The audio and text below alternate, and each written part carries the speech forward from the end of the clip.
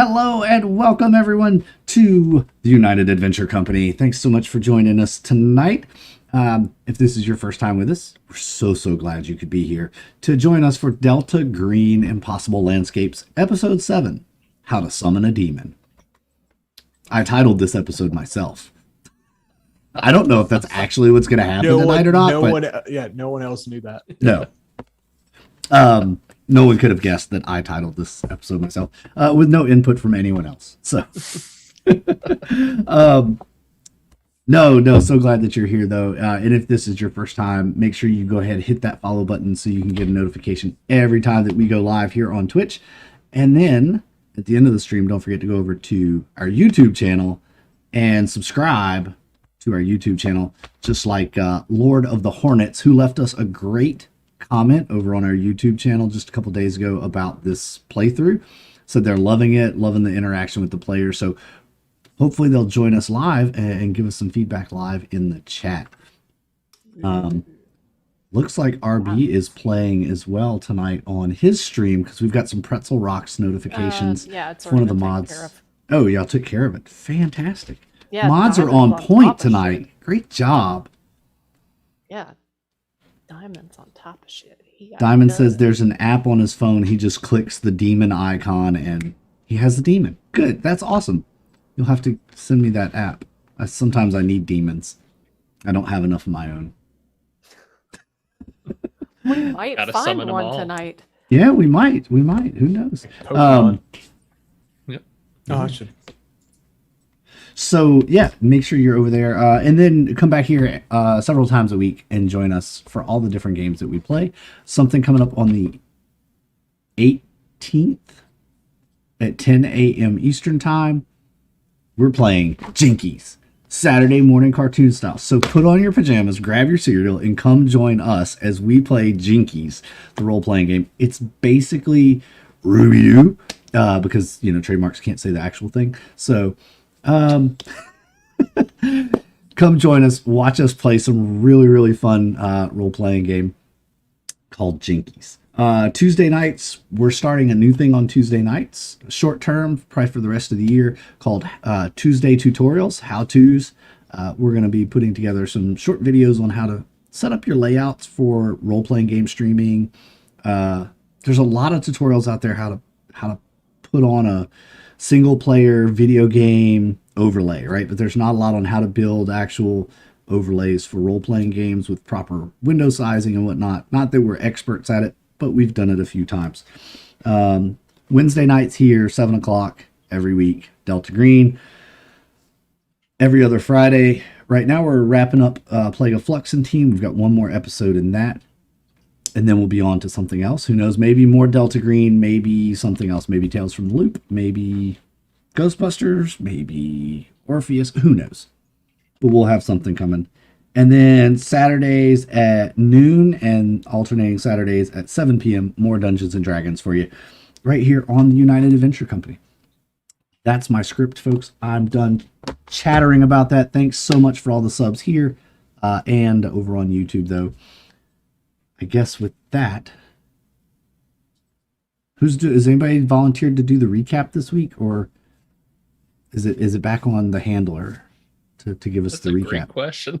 No. I was I think I'm good to do the recap of Idaho, what we're calling Idaho. Right? I'm not good for the French part. His own private Idaho. Yeah. So last week, our agents found themselves having left the 4th floor of the McAllister and making their way. Left the 4th floor of the McAllister and made our way into a cave, which the walls were lined basically with wet, ruined books. There was a blood trail leading deeper into the cave because we asked. It was leading from the lower half of an agent, and the upper half was not to be seen. So We had a brief discussion about the nature of the unreality which we've been experiencing, and the what's in bounds versus out of bounds, and you know, the idea that maybe the floors are not linear. But it didn't matter, because while traveling deeper into the cave, we were ambushed by a paper tiger. A tiger made up of all the books, made up of books and glass and shrapnel of all variety. Uh, Once there, Agent Unicorn met her demise at the jaws of this monster, while Ursine and Undine were able to use a door that was inside the cave to travel to a castle. A castle with a woman who indicated to them that it was 1402, or that she was from 1402 and was also a time traveler. Now, Updraft fled. Soon as he saw the tiger, the monster, as it were, take a full blast from an Uzi, no response. Updraft is not a dumb man, and he fled through back to the entrance of the cave and out the door. He attempted to use the door system to move himself across the country, and was successful in finding himself in a bathroom at a major hospital. But not just a general bathroom, but the bathroom of a patient who was an inpatient following several abdominal surgeries because she got herself shot. She had it coming. It was what's her name from the McAllister. And so she and Updraft had a brief conversation in which it was hard to tell who was more self-centered in that situation. And Updraft left. Updraft was able to secure himself a flight to Spokane, Washington, where he caught a bus traveling to Coeur d'Alene, Idaho. It was in Coeur d'Alene that he caught a ride to his friend Nick's house. Once there, sure that his entire team died in that cave. Absolutely positive. He files his report, faxing his report, as is the custom of the time, to another handler that he knows that is higher up within the program, purely because it is Updraft's job, regular job within the program, to recruit new agents and to connect them with their handlers. So files his report by fax in code and relating what happened. Following that, after a few days of being treated by Nick, Nick suggested that, and having discussed what happened in New York, Nick suggested to Updraft that maybe they go check out this, what appears to be like a support group. What were they called? The Encounter Group. There's a little handbill that they were given around. It says, no cost. Find the answer to life's questions in a no judgment group environment. They met in the basement of the VFW. Their motto: tireless heroes explore, Knowing infinite night grants comfort on moonlit, endless seas. I may have just butchered that, but I apologize. Once there, everyone put on trash bags and paper mache masks because it's basically second grade at Coeur d'Alene, Idaho, and that's the second grade arts and crafts anonymizing masks.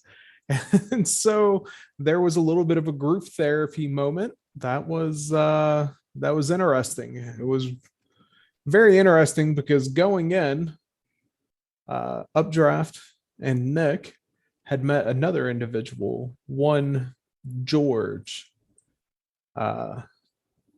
outside smoking. George had also been, seen the little handout, wanted to see what's going on with the UFO group. Who's not interested in that? And it was there that after putting on the plastic robes and the anonymizing masks, that Updraft and George, well, Updraft, now called Buck, and George sat in a circle, and everyone kind of shared stories of weird things going on. One individual spoke about a large building being constructed of books downtown, being very concerned about this. Even the windows even had windows in it. Another individual spoke with the voice of Agent Unicorn, who Updraft knew had met their demise, was positive of it, and but the voice did not necessarily match the body. Wasn't sure, wasn't clear, because it was so dark, kind of hard to see through those paper mache masks. They're one size fits all. And then there was also another voice, which was recognized by Buck, although he does not actually. That was probably the second time. Yeah, the second time he's ever heard it.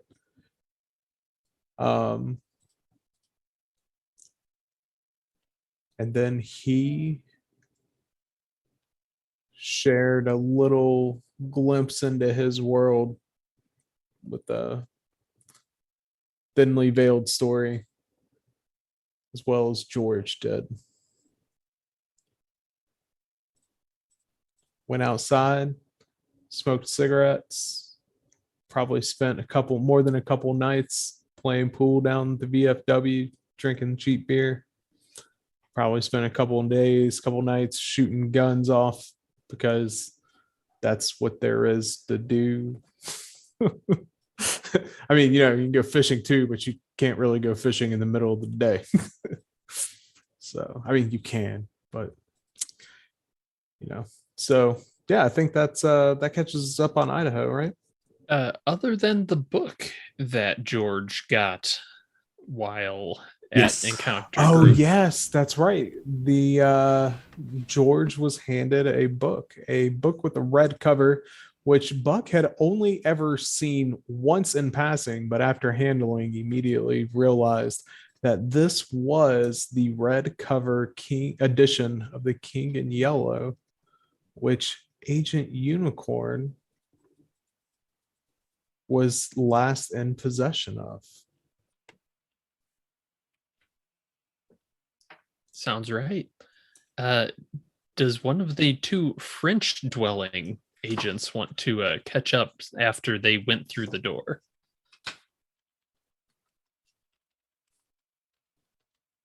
Well, after we arrived, quote unquote, on the other side of the door, narrowly stepping back one step, the battle with the tiger was not going well, and being the more practical of the two of us, Ursine decided to go through the door first and kind of blaze the trail there. I held on for dear life and tried to rip the paper tiger to pieces with my hands. It was not going well, and I decided at some part that better part of valor. I better follow in her footsteps. So we arrived in sort of a attic-like space with lots of contraptions sitting around. Let me check my notes real quick. Feel free to jump in here at any point if you'd like. Let's see here. But Right. so the Castaigns had all these gadgets sitting out, and we spoke with which Castain was it?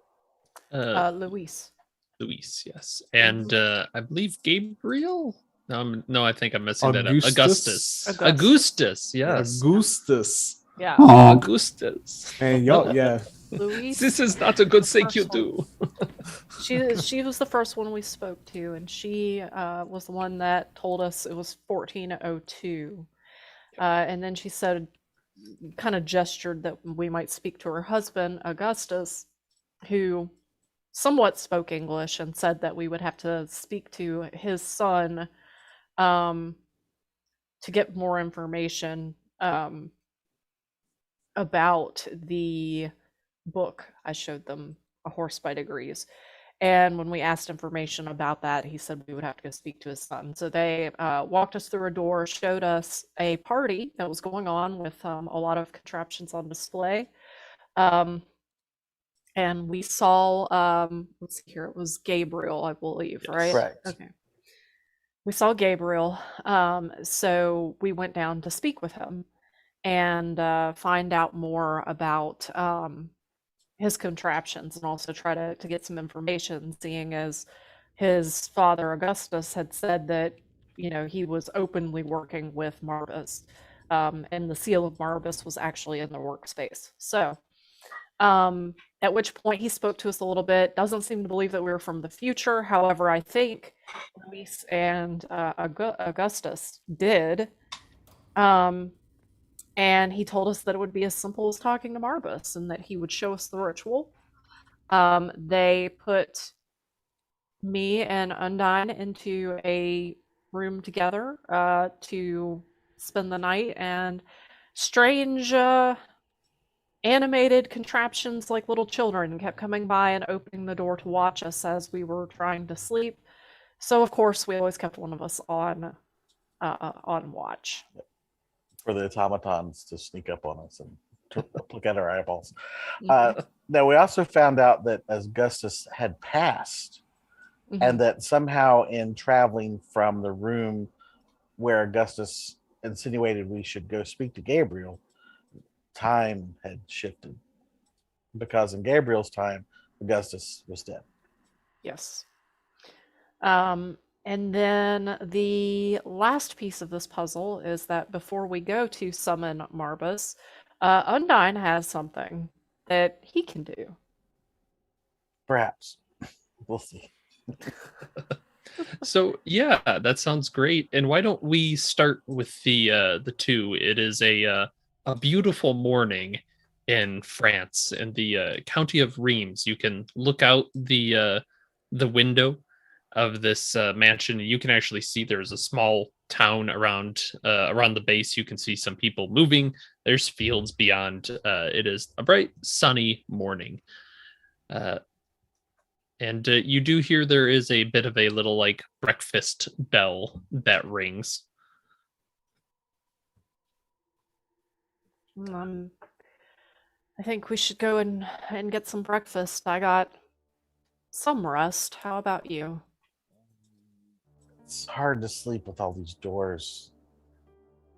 I just feel like anything could come through any of them at any given moment. But when in Rome, might as well have breakfast. Agreed. I mean, I at least felt safe while you were keeping watch. Well, thank you. So I don't feel totally exhausted, but it would be nice to get some real rest at some point soon. We're kind of low on that. Most of my insides are still my insides. Most, yeah, the important parts. Yeah, you're still going, and the night helped a little bit, but yeah, Agent Undine is fairly hurt. It will still be a bit. He has not had a doctor look at it at all. But if you head down to get some breakfast, you can see that Gabriel is busying himself around a kitchen that is much too large for just him. But you can see he's put on a little bit of smells like maybe some sort of coffee or something with a caffeine element, and has some bread and butter out. A very simple breakfast. Oh, good morning. Please come in. Come in. Good morning. Thank you for the hospitality. Of course. You do still eat breakfast in the future. Yes. Oh, We of are- course. It was one of the best meals of the day. Is that coffee? Yes. We'll say yes. I don't know if coffee was in the 1400s, but hey, yes, it's coffee. Well, I mean, this is kind of a weird, timey-wimey bullshit dwarf's place, so why not? Yeah. So if somebody doesn't like it, I don't know. He found coffee in the mansion. I don't know. They do time hop, so. Yeah? It didn't, coffee wasn't introduced until the Turks in 1526. But they do time hop. Yes. I found this deep in the mansion. It is Folgers. I don't quite know what that means, but it has instructions on the side. Package says it's the best part of waking up. We're out of coffee. Get the goat. Folgers, if you're watching this, yes, we are open to sponsorships. That could be your can of coffee right there. Yeah. Yeah, it looks just like that. We would totally sit there and drink coffee on stream the entire time. do it Shamelessly. anyway. I Do it would. Exactly. All right. So, I guess we have a long day ahead of us, Gabriel.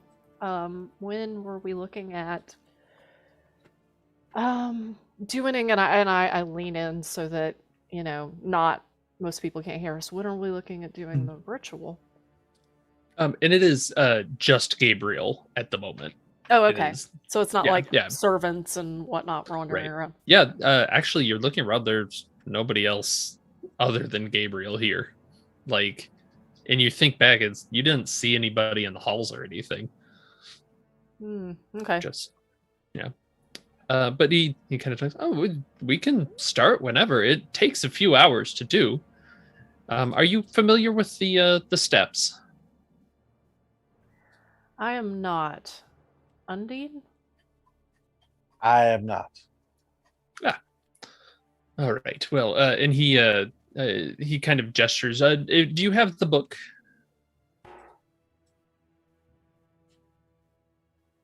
We did. Excellent. Yes. Go ahead and if Oh, you we do bring have that. the Goetia. Yes. We do have that. The high. The Yeah, oh that boy. was the Hygromania? hydromancia. Hygromancia. Yes. Yes. He's got that, and he points out in the invocation here.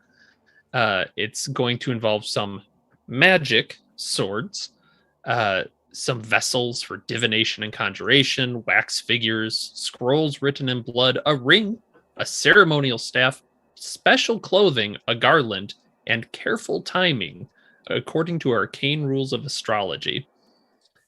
And he kind of talks a little bit about this. He describes the prayers. You first do a protective prayer, and then you draw a Solomonic triangle. And at that, he's kind of like, "You like that? I named it myself." Then you say, "Anaphaxiton, Anaphanaton, primumation." You say something like that. He says it much more. There's no way this goes wrong. Yeah. No. He says it very confidently. And then you make this protected circle in an isolated, enclosed area. And he makes a point. He's like, this part is important.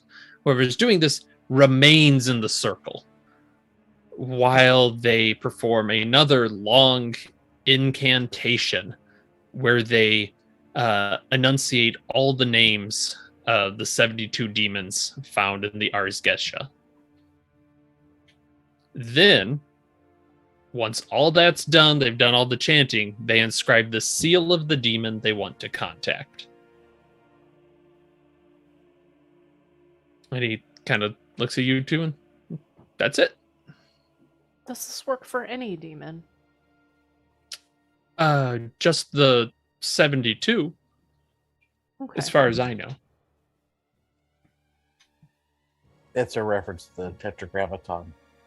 It's all mathematical. Yes, like clockwork.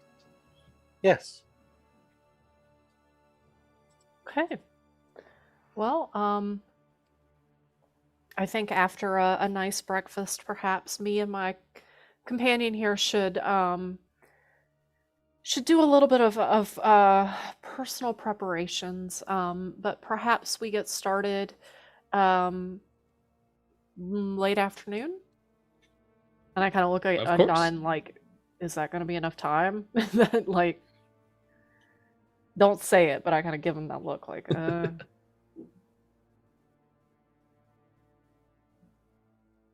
all right. Sounds like no complaints from Undine. Nope. All right. All right. Yeah. It'll be Undine actually is- very nice to Sorry, Undine has actually pulled out a small notepad and is making notes.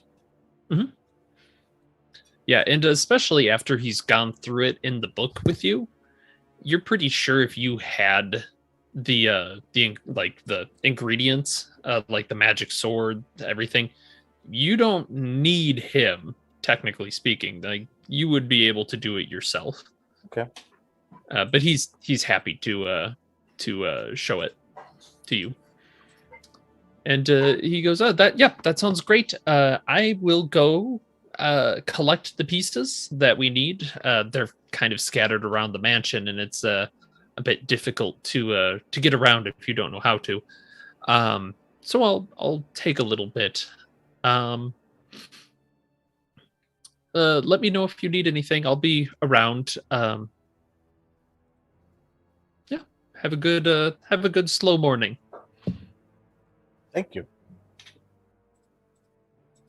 Indeed, thank you.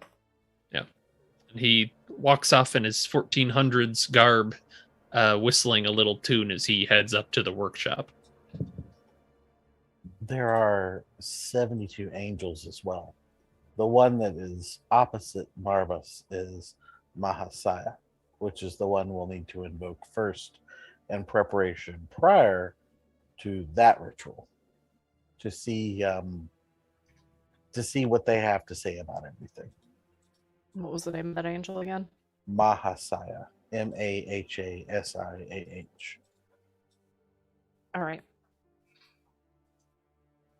Agreed. I think that's probably the best way to get the information before we go into this. We don't want to go into it blind. We know that in stories, demons tend to be very prone to manipulation and trickster methods. This particular angel is representative of clarity. That's great. That will help quite a bit against the possibility of whatever nonsense this Morbus is going to try to tell us. Right. I don't trust it. I think having the angels' input to begin with is going to be the only way to get anything useful out of this encounter. So, what do we need to do to summon Mahasaya? I have a ritual I jotted some notes down for. I can't imagine it going poorly. I could imagine it going wrong, but like not in a way that would be harmful to us. Right. Okay. How long do you think it's going to take to do? It really depends on how much we have to ask. I think I have a lot of questions. Okay. Well, I guess as long as we're done before Gabriel expects us, then it should be fine. I don't want him to come looking for us and find that we've summoned an angel that may Surprise. yeah, that may anger him, and he may bring his god into it, or not god, but patron into it. These angels are seraphim. I don't think that would go too well for any of them. They're upwardly hosts. They're big men on the totem pole, if you kind of follow what I'm saying. Gotcha. Not that I Okay. want there to be a WWF SmackDown in this house with us involved, but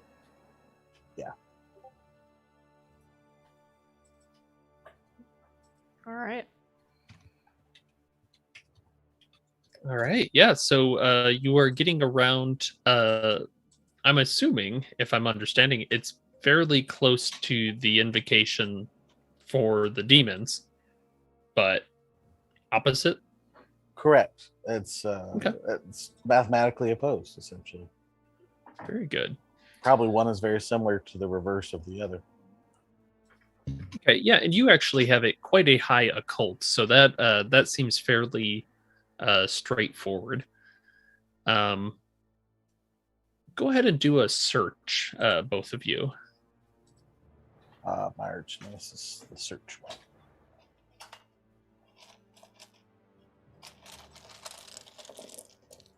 Let's see. 70, not looking good. 79.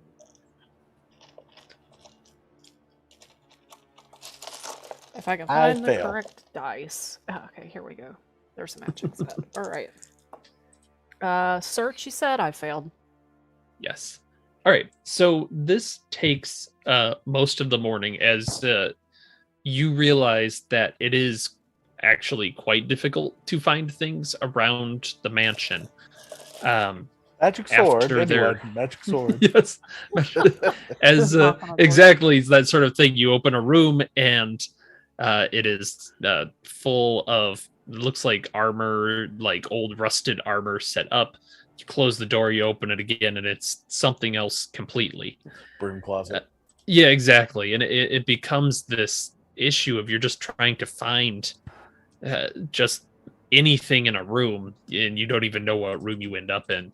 But eventually, like I said, it takes most of the morning. You not only find the ingredients, but you find your way back to the same area, which is also a bit of a trial. And you can see that as you've got your ill-gotten gains from the mansion, you see Gabriel actually kind of backing through one of the door. He's got his hands full with a box. Looks like it's got the sword and all the goods in it. I said I was going to get it. You don't have to. You're guests. You can rest. Oh, thank you. I guess it can be problematic to have extra components. I suppose that's true. Do we want to have a little bit of a lunch?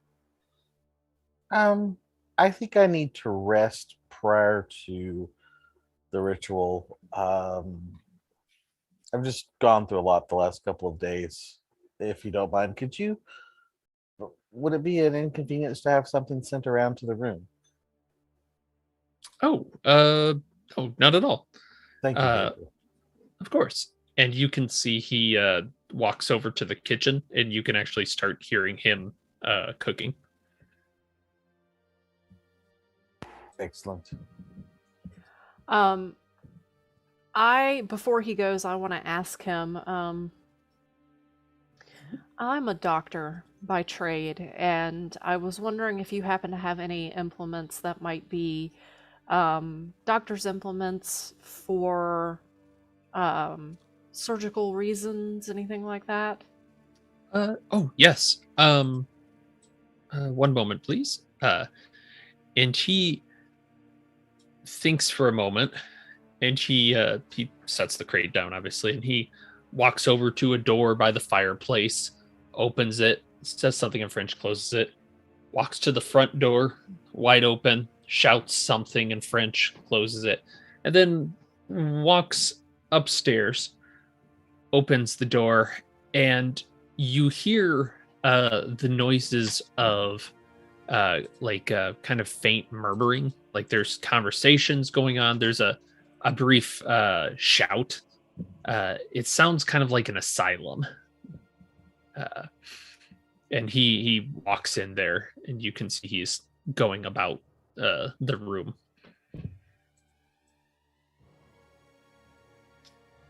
And it takes him a little bit, but he comes out with a variety of implements. Okay. Did he give me what is necessary for me to do some surgery on Undyne once all this is done to Yes. perhaps remove some of those bullets? Yes, and not only that, but when he hands them to you, they are beyond state of the art for 1995. They are better than what you would have had. Excellent. All right. This is actually very helpful. Thank you very much. Do you mind if I hang on to these for the time being? Oh no, I don't think Nurse Samagina will mind. Okay. Thank you very much. Of course, of course. All right, and as my dear friend said, I think we need to rest before the ritual. Okay, yeah, I will bring up the food, and then why don't we set up in the workspace upstairs? I'll start getting everything drawn. We have to do the triangles and whatnot, as you know. Oh yes, of course. And he goes back into the kitchen, and you see him rummaging up some food. Again, you have not seen anyone else in this entire mansion, even though you were going rooms and rooms and rooms. So, and I'll look at Undyne. So this place is definitely continuing to cheat. Take a look at this, and I'll show him the medical implements. What are these? Titanium?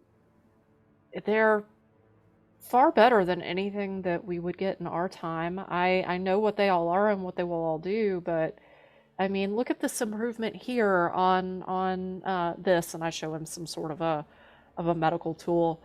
Do you see this here? This is not something that we have the technology to do yet, but it makes it so much more useful. I've been talking about how we should have this on our equipment, and we just haven't.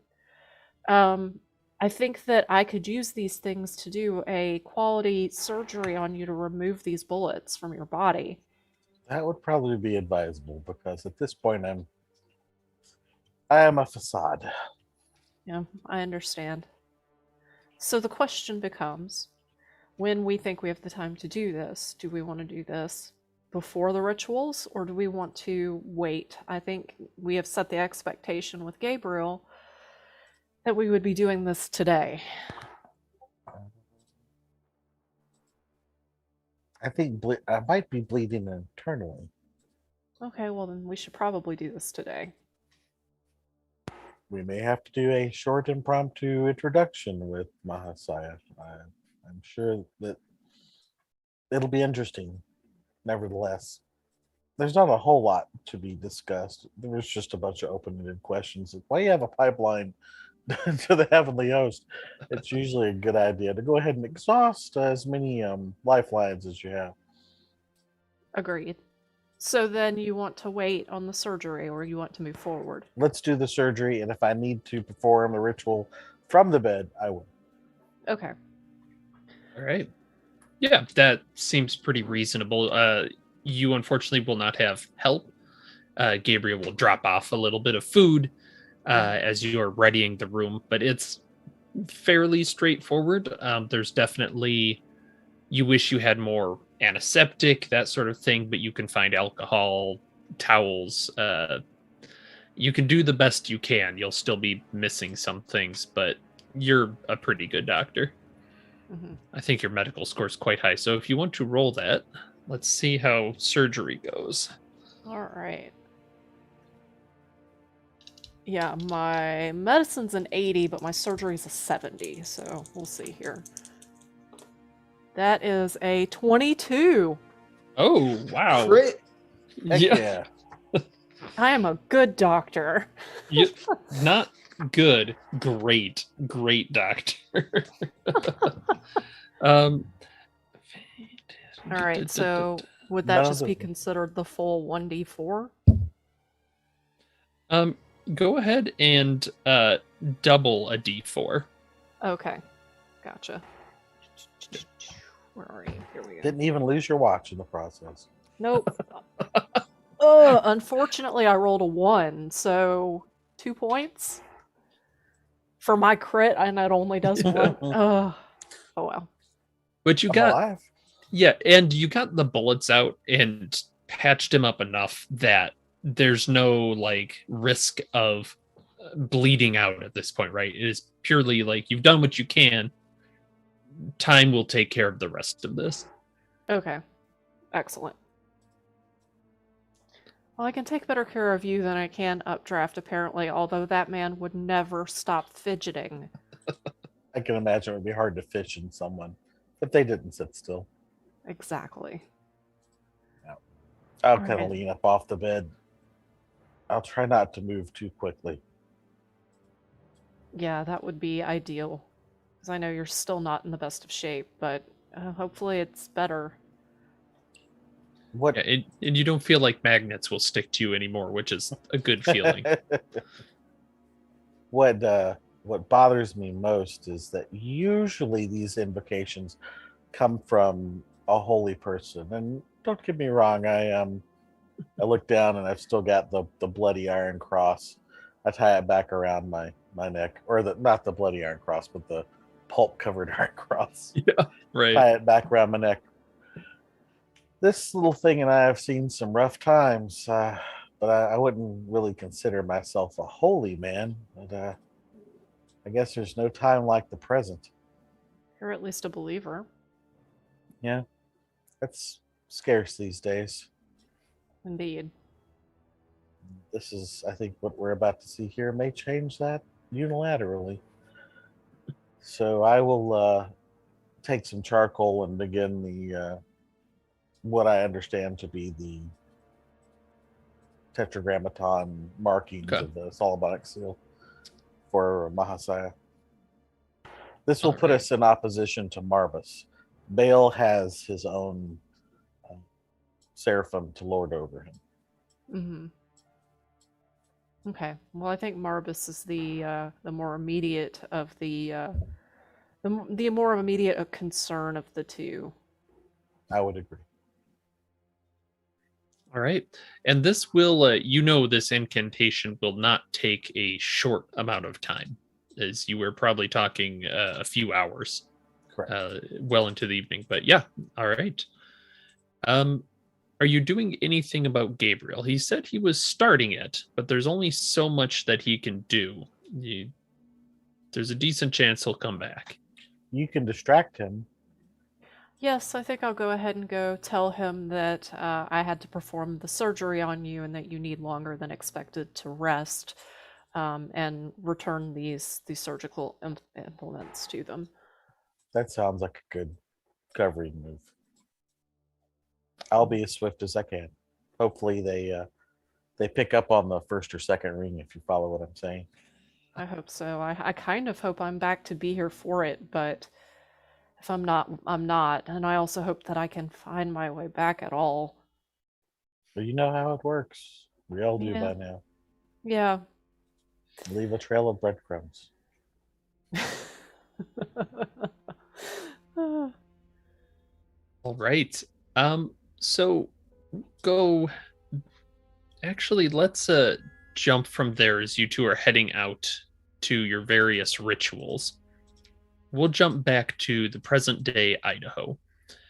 And there's been a couple days since the encounter group, as Updraft was saying, you guys maybe have gone out shooting a little bit, drinking, just general hanging out. But Agent Union, there is a day, because you're doing line work, right? Correct. What does that look like and like a day-to-day sort of thing? Usually the linemen gather for breakfast at one of the local cafes. We'll eat breakfast, say from 6 to 7:30. Then we'll get in our trucks, head out to the work site, and pull lines. It's all day till 7:30 at night. Then back to the hotel and dinner and whatever you do at night. It's monotonous for sure, but it's good work, honest work. And in that case, it's one of those mornings. You go to a local diner with the crew. You're getting some food, and a man approaches your group. He's gaunt, almost skeletal, and he seems to be tapping these very long fingers against a menu as he comes up to a few of you at the table. I'm looking for George. Have I ever seen this guy in this place before? I mean, Nope. Okay. I'll look at him. Who's asking? A fellow opera enthusiast. I kind of think to myself, what's he talking about? You would know that traditionally Delta Green operations at this time are called Knights at the Opera. Okay. All right. Yeah. So even though, I do enjoy a good opera from time to time. I'm George. Can I help you, my friend? Yes, why don't we walk over here for a second? There's something I want to discuss with you. I love the eggs, but sure, man. I'll come. Whatever. Yeah, and he kind of leads you off to another side of this diner, sits down at the counter, and as they gets his drink, kind of waves the waitress away. So we've noticed you've been making friends with this fella Buck. Mind telling us how you two just happened to meet? It's kind of weird, actually. Went to this meeting and he was just there. We just crossed paths. Went in.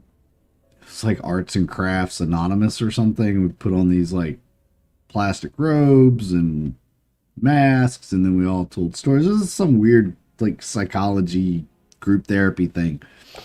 But and then I got this book, and I'll show him. Have you seen The Yellow Sign? He as soon as you ask that, you're sliding the book. Mm-hmm. He does like this and averts his eyes. All right. What's the matter, friend? I'm gonna need you to put that away, Agent. Right now. Oh. Otherwise, this conversation is not going to go away you like. Okay. I'll put the book away and look around like, man, it's just like a book. What's the big deal? All right. And he kind of corner of his eye looks up and then turns around. It's worse than I thought then. All right. That man that you're talking with, Agent Buck, he's one of ours. What? Yeah. What?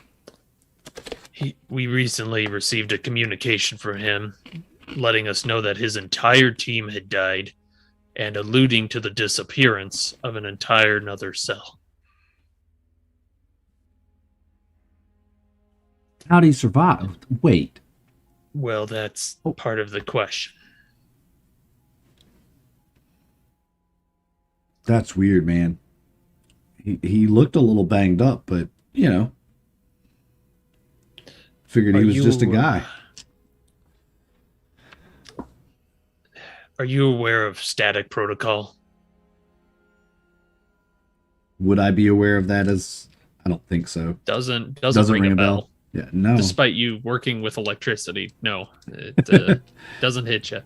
No, no, we're supposed to ground our buckets before we go up in the. Is that what you're talking about?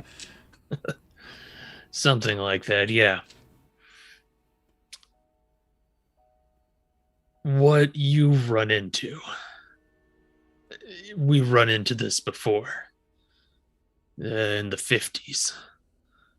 It's some sort of infection that spreads through people. And unfortunately, looks like you're infected. Now, I don't know entirely what that means. And normally, we'd kill you as a precaution right now. But That's a little extreme, isn't it? I mean, there's got to be a cure for an infection. no, There's no. So Not- this is not terminal. with Whatever this. I have, like this book. as far as we know. How does it Calm spread? down. How does it spread? I don't want to. I don't want to infect other people. How does it spread? So part of the problem with this is we know very little. We know whatever that book is part of it. If we see agents going after that, we take care of them. Are you saying that I'm going to have to take out another Normally- agent if this agent like? Is that what you're alluding to here? I thought we didn't kill Yeah. our own. I don't know where you got that impression. Well, I've never been, asked to do that. I've never been part of that kind of a team. So, Apparently you only went on the easy missions so far. yeah, most of my work's been surveillance and tailing. So, yeah. Well, congratulations, you've been upgraded to a real shit job. Great. Yeah, because unfortunately, there's something that doesn't make sense with your friend's new story. He talks about his team dying. As far as we can tell, that's accurate. He also mentions another team that went missing. That does not seem to match. So we need you to keep an eye on him and figure out what the hell is going on. Okay. That We need that to, I can do. We need to know what happened to the other team. We need to know what happened to the McAllister building in New York. You've probably seen the news. Yeah, I thought it was like some gas leak or something. They were saying it's killing people, poisoning them or something. That's what we've been working on, yes. Okay. So let's see. Make sure I got my mission parameters here. I like to keep notes on this kind of stuff. Steel trap and all. It's not as steel as it once was. It's more like aluminum now. You're keeping notes on a conspiracy. Keeping tabs on this guy. Find out what happened at the McAllister building. And find out what happened to the other team. To the other cell. Correct. What was there? In case he talks about it, is there some identifier I should know about their team name or? They were M-Cell. Well, I don't know. Again, he seems to think they were M-Cell. Okay, question mark MCell. Got it. Right, but we need to know why he thinks they're dead. They're not. So wait, they're not dead, but he thinks they're dead. That Okay. would seem to be the case. Okay. Also, get rid of that book. Any suggestions on how? Burn it? Trash I don't can? re- Give it to Let's the go library? with burn it. Burn it. Yeah, Right. and he gives you a really dead look in the eyes. Wouldn't give it to a library. Gotcha. All right, let's see. Got this, burn the book. Anything else? What do I do if he starts asking questions back, like trying to figure it out what I'm doing? Like, am I supposed to take him out? I'll leave that to your judgment. All right. If you think he's a threat to others, yes. But we don't know just how bad he has this, just like we're not sure how much you have it.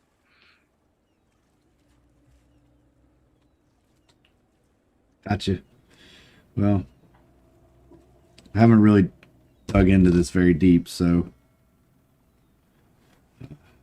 you're really the first person I've had any desire to share this book with. I don't know why, but just kind of felt like I should show it to you. You're a very open individual, George. Yeah. It's not a great idea in this line of work. Yeah, I have been told I'm an open book. Sometimes people read me pretty easy. Got to work on that. Take those tips. We were supposed to meet up later for drinks after work tonight, so maybe I'll just start with some casual stuff. Maybe he'll open up a little bit about what happened in the McAllister. I won't push too hard at first. I don't want to, we're still bonding, so figure out a way. Good. And he pats you on the shoulder, and as he stands up, I'll just so you know, the first dozen bodies are the hardest. Pat on the shoulder, then heads out the door. Yeah, George will just hold his breath there for a moment on that thought of the first dozen bodies and the fact that he is now going to have to possibly kill someone or multiple someones. And as all of this sinks in, when the waitress comes by again, he's going to ask for just a glass of ice water. Daring. But yes, she'll hand you that, and we'll jump actually to Agent Updraft himself, the man of the hour, as it were. You feel your ears burning a little bit. What are you doing on a normal, just morning? So let me see. Updraft has spent the last several days kind of researching the cult, like their local information, getting their where they registered, the people from the meeting. He's trying to figure out, where are their offices? Do they have a presence anywhere in town? All of that. So he's doing that. While doing that, and he's downtown, he is snooping around looking for this building they're making out of books. And then he is in the evenings using tools at Nicholas's house. He has bought a revolver, a shotgun, and a rifle. Well, he didn't have to buy the revolver. He probably got that from Nick, but he bought Yeah, a so new you're probably gonna shotgun. get most of them. Yeah. Yeah, he bought a new shotgun and an old rifle. Okay, a used rifle. I say old, a used rifle. Yeah, Okay. right. And he is going to tool a new barrel for the rifle. Just so it's got a 1:7 ratio twist, which will just allow him to shoot a heavier round. Basically, it's the difference between, oh, it's through and through, and it hit him like a truck, right? So he has eyes on the future and particularly the members of this cult. All right. Go ahead and as you're looking, you only got a couple good looks at people. Go ahead and do a search.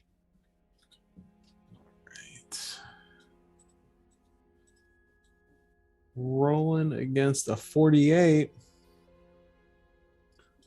Nope. This looks like a room for improvement. You're looking for the people that were in the group, and you're not really having a lot of luck. You didn't get a good look at most of them. They were behind their masks. You're not sure where to follow it, and you're trying to get a hold of like the source of the pamphlets, somebody that knows anything. And the more you dig, like the the hall that this was in, it's not registered to anything. In fact, you find out that there was gonna be people like a small party drinking there that night, but like all of them just had things happen. Like somebody's car broke down, somebody got sick, uh, somebody just forgot. It was all of this just weird coincidence, so that there was nothing there that night. Okay. Hmm. All right. All right.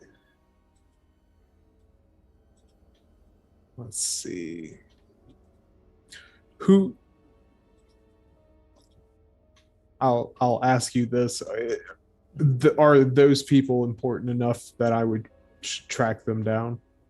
Or would that be kind of derailing? The people in the group. Yeah, that Um, were supposed to have it, but then like do they show up anywhere else? Oh, I see. No, you actually can do a very quick thing, and you're like, no, this is just some random guy. You can Yeah, see okay. there's nothing especially interesting about it. Yeah. I didn't want to make you run Yeah. a goat Oh, trail. there means something. No, it's just one of those of just weird coincidences. And do they have any more meetings scheduled or anything? You're keeping an eye out about town, and you actually see there is a some more pamphlets start showing up. They're for a couple days in the future, at the actual library this time, basement of the library. Okay. All right. Then I'm library downtown. Yeah. All right. Well, then I'm going to go scope out the library while I am also simultaneously looking for the building of books. You're looking for the building of books. You're not seeing anything. It would be pretty obvious to anything. You're taking all the streets. You kind of do a grid pattern. You're not really sure what the hell he was talking about. And the library itself is quite easy to go into and check out. It looks like the downstairs area has that just really basic setup. Drop ceilings. Everything is meeting rooms reserved. You can see one set up for encounter group. Okay. The room next to it, are there multiple rooms? Yeah, there's a few rooms. We'll say there's 3 meeting rooms, and the encounter group is in the middle. Okay. The night of that meeting, if either of the other rooms are open, then Roll the luck. Yeah. yeah, I want to Let's see. reserve it. No. It looks like they have some things there, like a book club and that sort of thing. Library stuff. Okay. And so they're going to be in use at the same time as the meeting? Yeah. Looks like it. Damn it. All right. Okay. So And when I'm going around, I'm looking like if a building looks like he might be able to accidentally walk into it and act like he's lost or looking for anything else, like he's going pretty hard. And also trying to listen for the voice of the guy, Ah, I see. that voice. Yeah, and I'll you're push you're the looking. roll. Yeah. Well, you do hear something. You don't end up hearing the voice, but what Mhm. you do hear is a television in one of the buildings you walk into.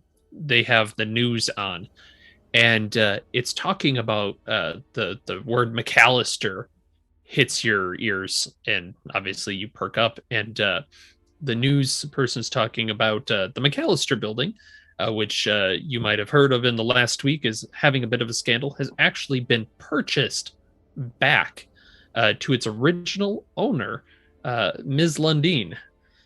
After the scandal, it appears she wished to renovate the building to better honor the memory of her family that passed. And you can see there is a brief interview on the kind of in front of the building, and you see a roughly 55 or so aged woman, kind of gray hair, business suit, and she's just talking. My father and his son Charles both died in this building, and I'm deeply sad for the family that the people that passed here recently. Obviously, I want to make restitution for the family so that they feel better, and would like to clear this name.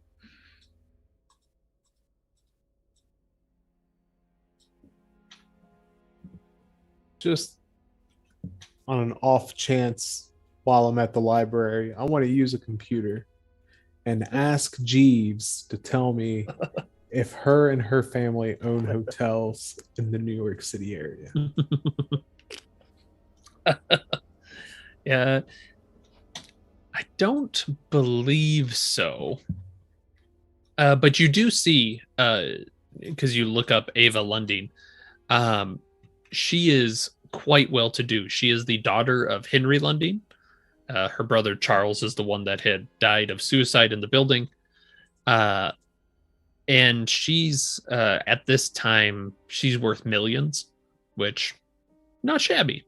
So she owns a few places around, but doesn't look like a hotel. None of those places would be the Hotel Bartleby or No. It looks like she's more into like stores, malls, that kind of thing. okay, commercial properties. Right. All right. Well then, with that, Buck is going to contact George and ask him if he was interested in figuring out who else was at the meeting. Not talking about going again.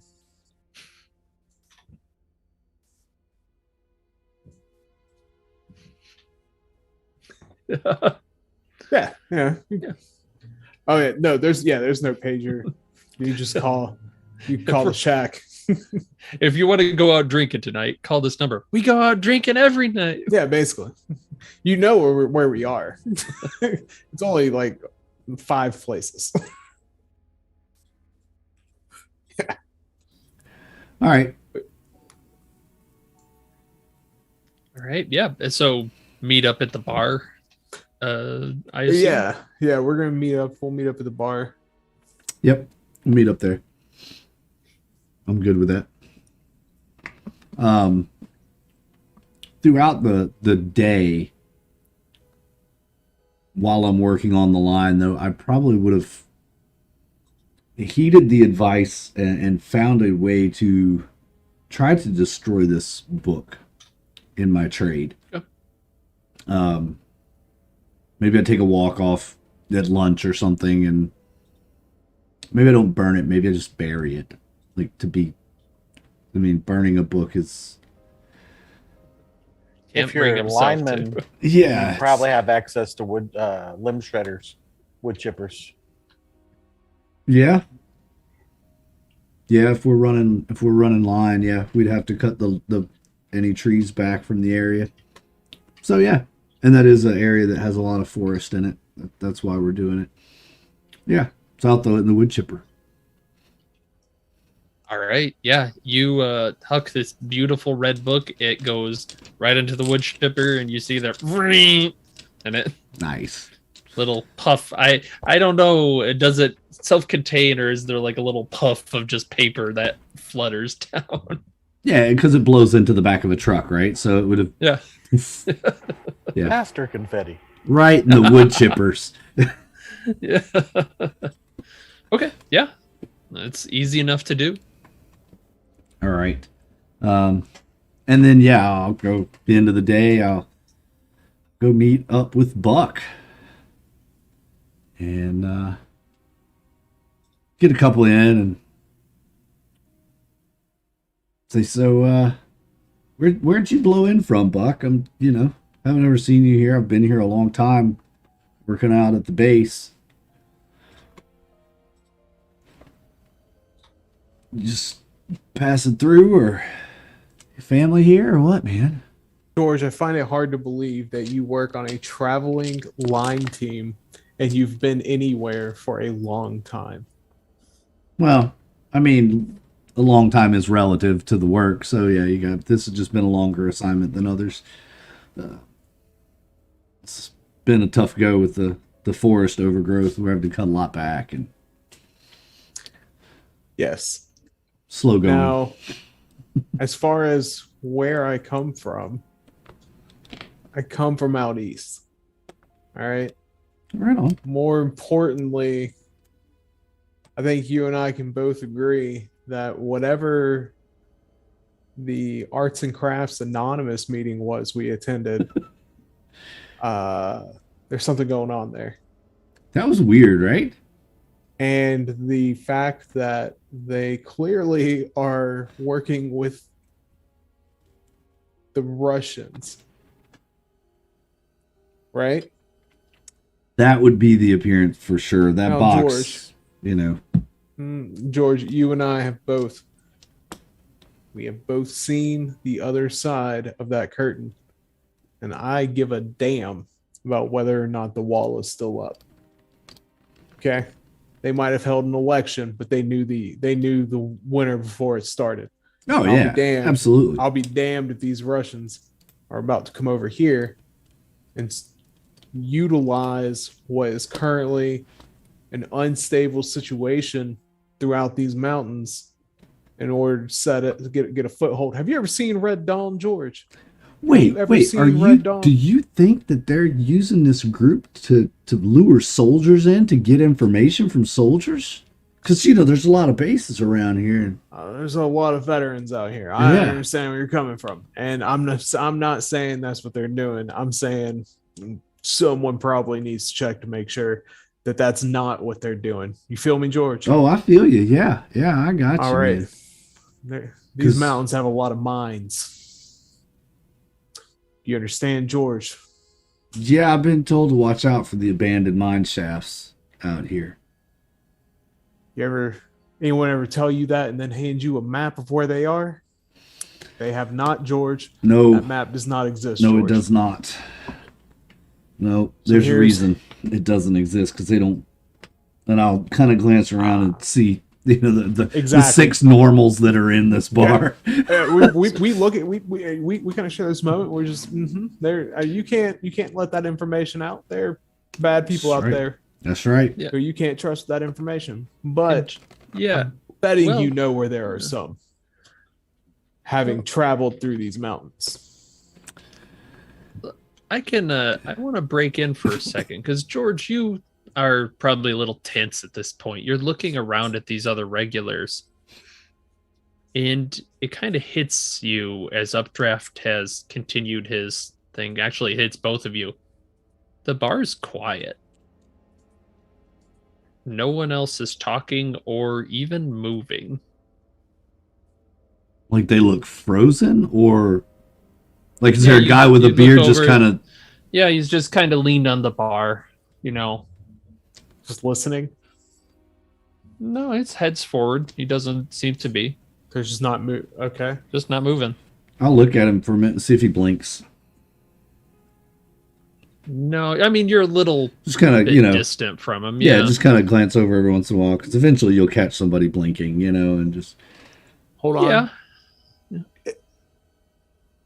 I take a cigarette out of George's pack, which is sitting on the table. it's sitting on and the I bar. light Yeah, it. I light it. Okay. Smokes. Everything's going normal. Yeah, smoke's going fine. Is And anybody moving at all, or is everybody No. just? what about the bartender? Bartenders are always moving. He just said no. No one was moving. No one's no moving. one's moving. No No. one is moving. The bartender, you don't even see them at the moment. The fuck, man? The guy hadn't blinked in like 3 minutes. That's what I'm Hadn't talking moved. about. Let's go, George. What the And hell is just going get on, up, man? Like Buck just gets up, it just walks right out, just heads out the door.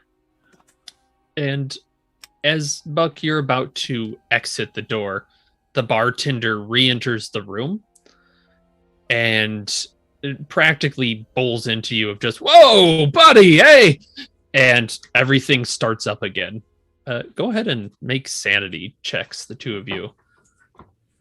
Dark blue, light blue, or pink? Let's go dark blue tonight. Let's see. That is going to be right on. I make it right on. 67, 67. Got a 59 on a 62. All right, yeah, you're both. There's that, like, Did we just Buck kinda imagine buys that? in. Buck kind of buys into his conspiratorial bullshit that he's using as a cover for a minute, and it was like, God damn it! Did the commies figure out some way to freeze time? Motherfuckers. They're cold, man. And what else would they do to freeze shit? Probably using magic. Yep. So, hey, whoa, you got to pay for that. Give It's, it's a Siberian magic, man. Yeah, the bartender's shouting out the door.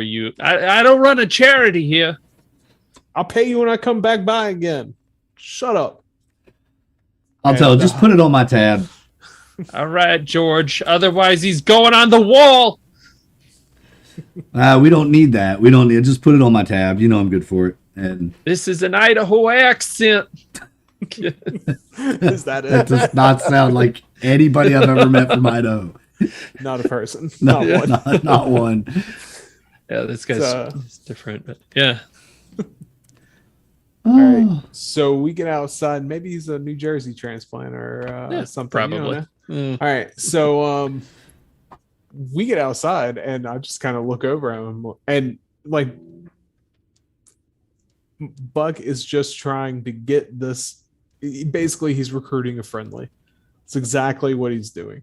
And he's just wrapping it up in this patriotic wrapping paper to pull on the heartstrings and sell this story to this individual who has a certain skill set that Buck believes may be necessary.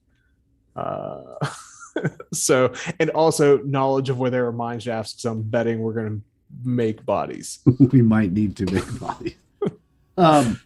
Yeah, and as Buck is going on about this, and I'm gonna ask, so what are you part of one of these like militia groups out here or something, man?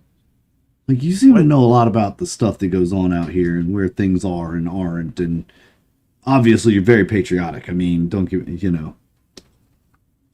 If it's none of my business, just say it and I'll shut it down, man. But I was just kind of I'm curious. definitely not a part of one of these 2-bit idiot militia groups out here who think that they're going to do something against the government. Have you ever seen what an A-10 can do? Oh yeah, Tank Busters, man. I watched. What are them. you going to shoot that thing down with? Nothing. Yeah, right. Nothing. I don't trust them any more than I trust the government. Oh, good They're point. equally foolish. They are trying way too hard to make us all believe that they're the ones going to stand up against the government. I see it. I know exactly what it is. And I'm just using this as a way to get more information out of Buck, right? And Buck is lying his ass off. Oh, absolutely. I know he is, but I know Buck's lie, but George doesn't know Buck's lie. George is soaking this up, like eating it. You know, Maybe like this is what they're talking about. Static protocol. like the the omelets at Sally's diner in the mornings. You know, he's just wolfing them down, and it's like, yeah, man. So All right, man. I'll throw that. I'm going to throw a phrase out. I'm going to throw that phrase out to him and go, so hey, when you were in, man, did you ever hear of a thing called static protocol? And I want to see what Buck's reaction is to that, because I'm throwing that out because it was unknown to me as a Delta Green agent, and I don't know how deep he's in. Buck, you hear the word static protocol and you are taken back a few years ago to the apartment with that tape, labeled Top Chick, and the tall man, the gaunt individual that was there with you. He's talking on their phone, and he lowers his voice, and you can just barely hear him. Static protocol is a success, so we've just got to get the others.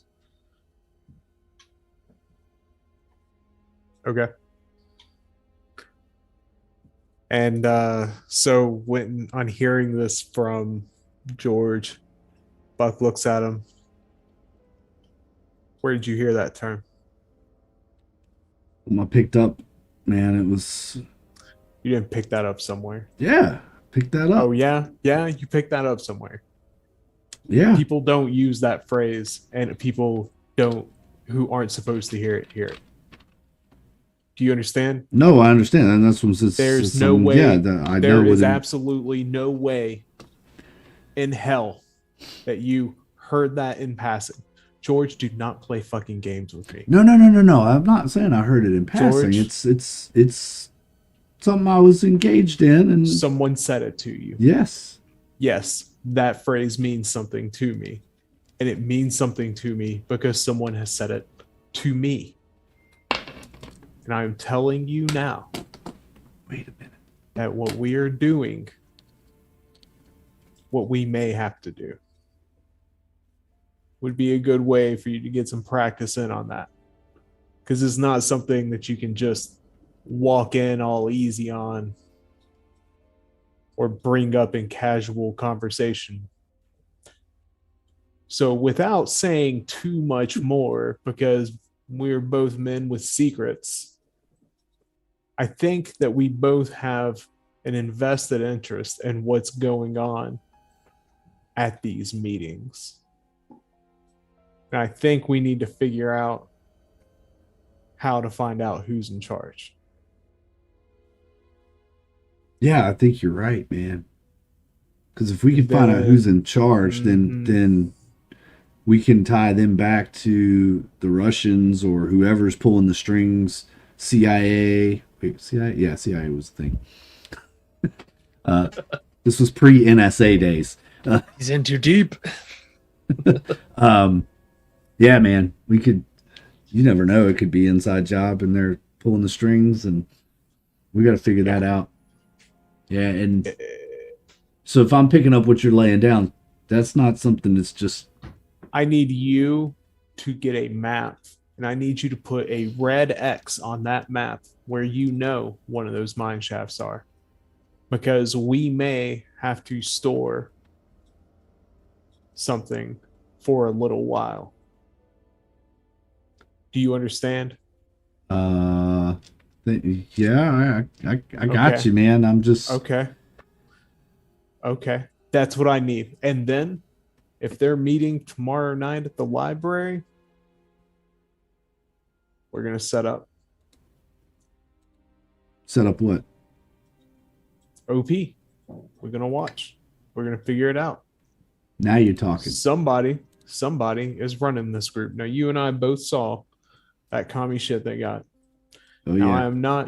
I am not one who is so foolish as to believe that they're all a bunch of bad guys. But you know, does this seem like somewhere some Russians would be hanging out? Totally. Gesturing around Idaho. What part of lumberjack? Yeah, what part of lumberjacks seems friendly and inviting? It's the perfect place, though. See, because no one would suspect to look for them here. You got to Because see. there's only pancakes. That's Yeah, all there is. That's all there. that's here, man. You got to and French fries. You gotta. Sounds You gotta. real good right now. This is my world, man. Because so if you want to set up an op on this, I can grab my stuff and where's this place at? The library, you said? Yeah, they're gonna set up at the library. So you said you had you set up do you have any way to set up a surveillance camera? Yeah, I got to see the space, see if it'll work. But probably, I could probably You get got a us in pinhole? You got like a pinhole camera? something Or like know that. where we can get something like that? Something like that. Okay. Let's go down here to the library and set it up. The library's watch. closed.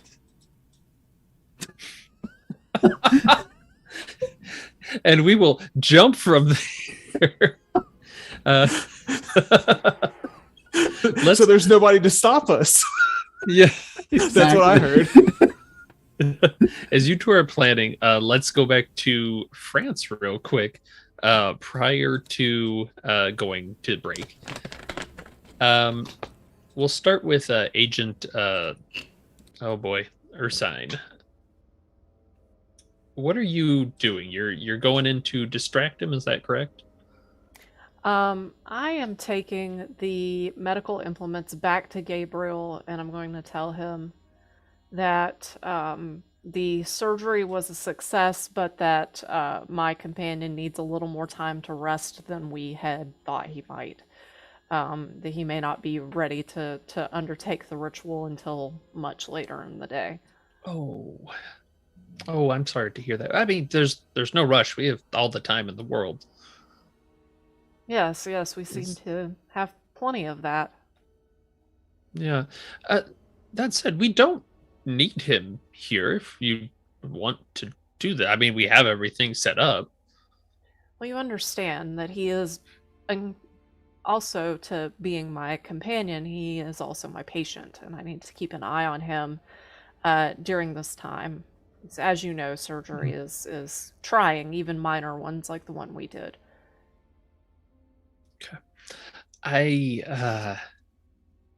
This is a little awkward for me. If we push it much later, I'm going to be late for my party tonight. And what time is your party tonight? It's after sundown. Okay, and Having about what time? a masquerade. It's 7, 8, we'll say. Okay, so we're pretty close to So- that. Yeah, you're kind of getting up there with the surgery and everything. Is you could do probably a ritual if you started now and be done. Mhm. But if you delay, yeah. Okay. Well, is there any particular reason why we can't just wait until tomorrow then? I don't no. want to tax my friend, and I don't want you to miss your party, of course. You've been Of such a good course. host for us, and I don't want to cause you any sort of, you know, we don't want to inconvenience you. Oh no inconvenience at all. It's nice having guests. Indeed, I haven't seen anybody else all day. No. Do you have servants? No, they all left. Oh, it's just very odd to run a place this big and not have servants. I mean, it's all right. I don't really get that lonely. I enjoy having people stop by, but I have the parties and my contraptions around. It's not so bad. Okay. Do you have parties regularly? And he kind of gets to look like yes, every night. Oh, every night. Like the one last night. Yes, yes. The debut of my fantastic Clockwork Men. Oh, okay. So is it the same party every night? I suppose. Do you have the same guests? Do you show the same things? And he's kind of looking a little lost. I suppose. It's never really occurred to me. Hmm. Yes, I suppose so. Okay. Well, that's indeed. I don't want to keep you from your party, and my friend needs my attention at this point. At Of least this course. here now is prepared for us for tomorrow, or maybe after the party tonight. Um, we shall see. You've been a gracious host. Thank you. Of course. And you notice you've got a decent human, I think. Yeah, You 43. Yeah, that's not too bad. His face does seem to fall when you talk about after the party. I, Yes. did I hit a chord there? Did I say something wrong? I just no. No. It's quite all right. Go take care of your friend. We can return to this tomorrow. Okay. Um, do I get any sort of a feeling as to what might have been the... So it was just talking about the party ending and he was like kind of deflated. Yeah, that's that. You can tell just from yours. It's high enough. It seems like there's something about the party ending that he doesn't like. It confuses him, scares him, depresses Okay. him. Yeah. Okay. All right. Well, thank you very much. I shall report back to you very soon on the status of my friend. Excellent. Thank you. And I'm assuming then you're returning. Yeah. Okay. Agent Undine, what have you been doing with your newfound stitched up body? I have been going through, and I'm probably covered in a little bit of charcoal from scribbling all over the floor, and doing a little bit more reading to make sure I have everything right. Invoking the 22 syllable name of God is pretty complicated. Yeah. We're getting into Kabbalistic stuff here, so he stands up finally and surveys his work and sees that the work is good. Okay. Yeah, you've got the circle all set up. At this point, you are ready for the incantation. I will sit down and catch my breath and try to focus my mind. And if no one comes to join me, I will begin. At that point, Agent Erskine would be there as well. Your conversation didn't take very Okay. long. Ursine, this is going to be significant. Yes, I'm aware. This is not the Caucasian Jesus version of heaven. This is going to be some serious shit. Old Testament angels are probably horrific to look upon. That is my understanding. I And wouldn't this- expect the children's version of religion that goes around to be true after everything I've seen. Good. This one's up there with Metatron, from what I understand. So, but hey, it's the angel of peace and regeneration. So, yeah, maybe it's a little less horrible than the rest of them. Yeah. Okay. Well, let's do it. Yeah, let's bring on some of that old time religion. Walk up there and start the ritual. All right. The Very good. Yes. Tetragrammaton. Yeah, and you begin your invocation. You're going to have to do a bit of a preamble. Both of you within the protective circle, and like you said, these are the name of God itself is quite a bit. The 72 names of the angels, probably some tongue twisters in there. Yeah. So yeah. Uh, so the two of you, with Undine leading, I don't know. Does Ursine join in at all, or just watch? I'm gonna watch. Unless he has asked me to Okay. join, I'm gonna watch. Okay. So, Undine, you begin, and it feels a little odd because you're just in this room, in this circle. You've pushed everything off to the side.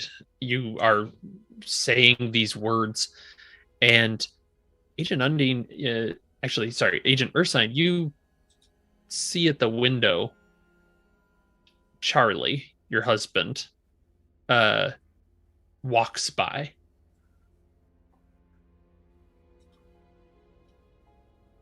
What? I'll get up and I'll walk to the window. Okay. Looking out, you don't see anyone. You're on the second floor too. It's very, very strange. You can hear Undine speaking in the background, just going in words. Agent Undine, you're partway through the list. You're hitting your Metatrons, your etc. names that you would know. And you feel your pager buzz. I'm going to ignore it. Yeah, and it continues. Yeah, you can just feel it on your belt or wherever you set it. It's going off, and it has that like pause in there. Is it buzz, buzz, buzz, pause, buzz, buzz, buzz, pause? Like it seems like someone keeps calling back, and you're going through the names. It's not But- like I can call them from 1402 or whatever. Yeah, Pardon me, may I borrow your phone? My what? Exactly. This can't be right. Somehow we ended up in Rocky Horror. How are you gonna file your reports? And you get through the names. You can see Ursine has gone to the window and returns, and you get to the end, and you need to inscribe the seal at that point of the angel. So you're both back in the circle. You inscribe it. It's got a few interesting characters in there, so it takes a little bit. It is not an easy thing to do, but you have a bit of skill in this. Go ahead. While I'm leaned over, I'll just unclip the pager from my belt and hand it to her. Okay, so you're carving the seal, and Agent Ursine, you look down at it. There is a note there, because it's got like the little scrolling pager, I assume, sort of thing, right? Yeah. Oh no. What's your wife's name? I should have it in front of me, but I I should don't have it at in the my moment. brain. Let's see. We'll continue forward until I look it up. Lauren. Yeah, Lauren. Yeah, it's a note from Lauren, and it's Don, I'm outside the door. And Don, open the door. Like you're seeing these kind of going through. Don, stop, please.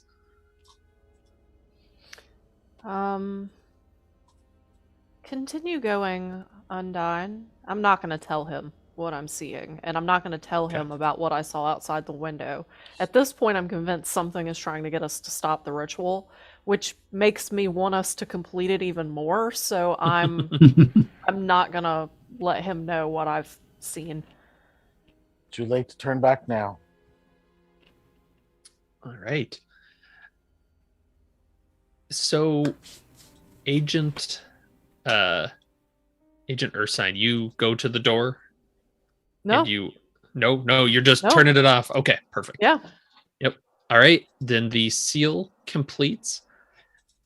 Agent Undine, could you roll a couple die, roll your percentile, and you want to get a number that is 99 minus your current SAN. You want to get under that.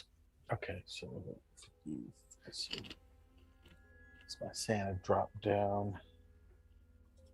Okay, gotcha.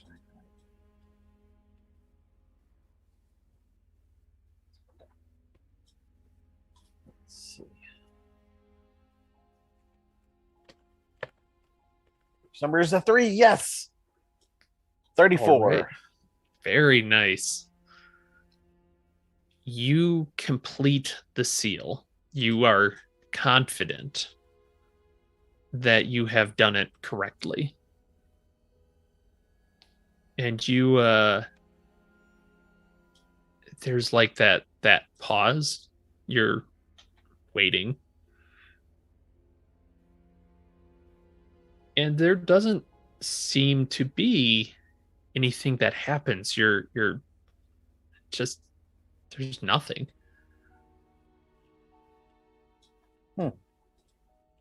Maybe we're in the wrong place, or maybe I did the. No, this is correct. And you're double checking these. And that's when the room, one of the doors on the far side, you can see this blinding light flash through it. And the door creaks open. And then a little girl, you're thinking maybe 5 or 6, holding a flashlight, closes the door behind her and kind of does like a quick look.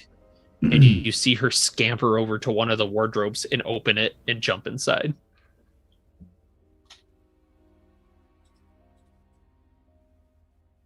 I look over at Ursine. Yes, I saw that too. She headed for Spare or something like that? Oh, No, she's still in the room, just in the wardrobe. Okay. Excuse me. Miss. Yeah, I'll go and I'll actually Door. just open the wardrobe. Hey, but as she turns, just a thought, since we have the sitting here, take this, and I hand her the magic sword. It's dangerous to go alone.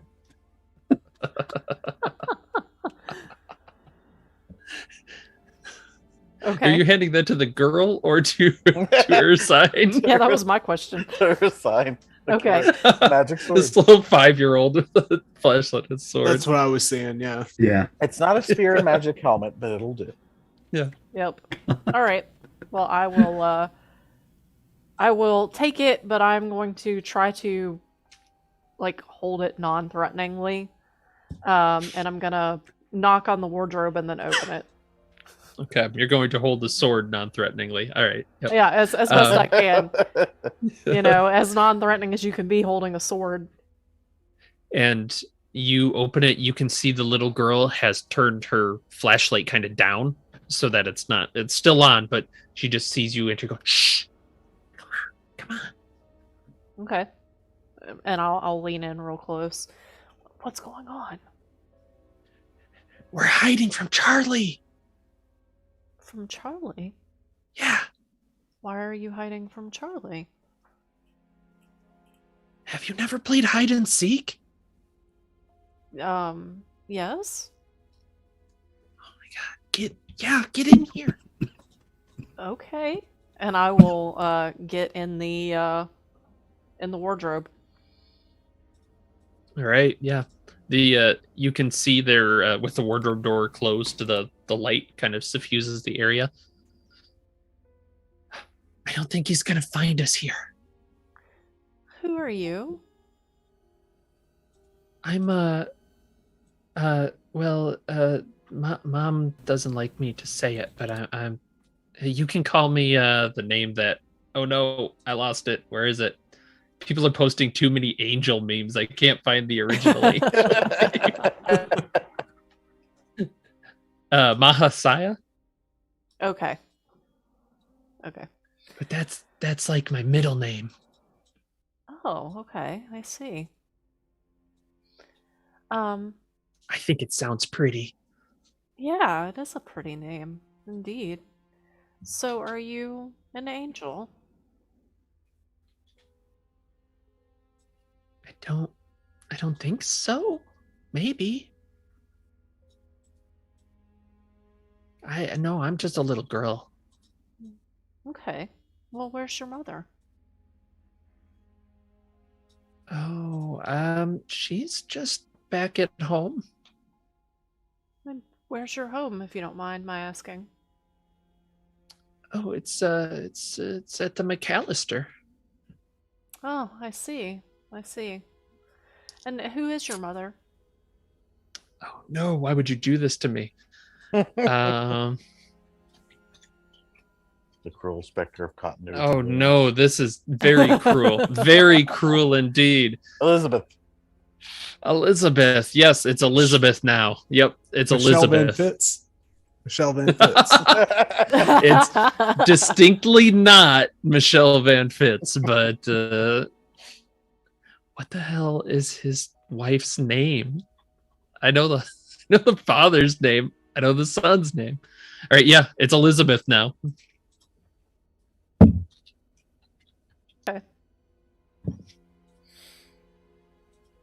And what's your father's name? Oh, Henry. Henry. Oh, okay. I Yeah. see. The Lundins. What's your first name? Oh, I'm Ava. Ava. Oh, okay. Ava. It's nice to meet you. Ava Lundeen, correct? Yeah. Okay. But again, I like to be called Mahasaya. It's so pretty. It is very pretty indeed. Do you know you share that name with an angel? I don't know, maybe. How did you get here? I don't know. I just go through the doors and You just think I about where find these you places. Yeah, do you think about where you want to go and you find new places? Is that how that works? I not really. I just kind of go where I think I should, and then I'm there. Okay. Do you think it would be possible for me to speak with your father? Oh, that's who You're you want to not- talk to? Yes, you're not in trouble. You're Oh, not in trouble. I okay. want you to know that. Okay. Yeah, I can go get him. Okay, yes, that would be great if you could get him and bring him back to me and my friend out there. Actually, do you just want to go to him? That might be easier, yes. Okay. But we got to be quiet. We don't want Charlie to find us. Okay, I understand. And she pauses, opens the door, and hops out. She appears to just first notice Agent Undine. Oh, you're the person I heard. Okay, we're gonna go find Henry. I'm assuming you were close enough so that you heard all of this. Okay, fair enough. I would imagine that would be the next step. Yes. Okay. All right, let's go quick.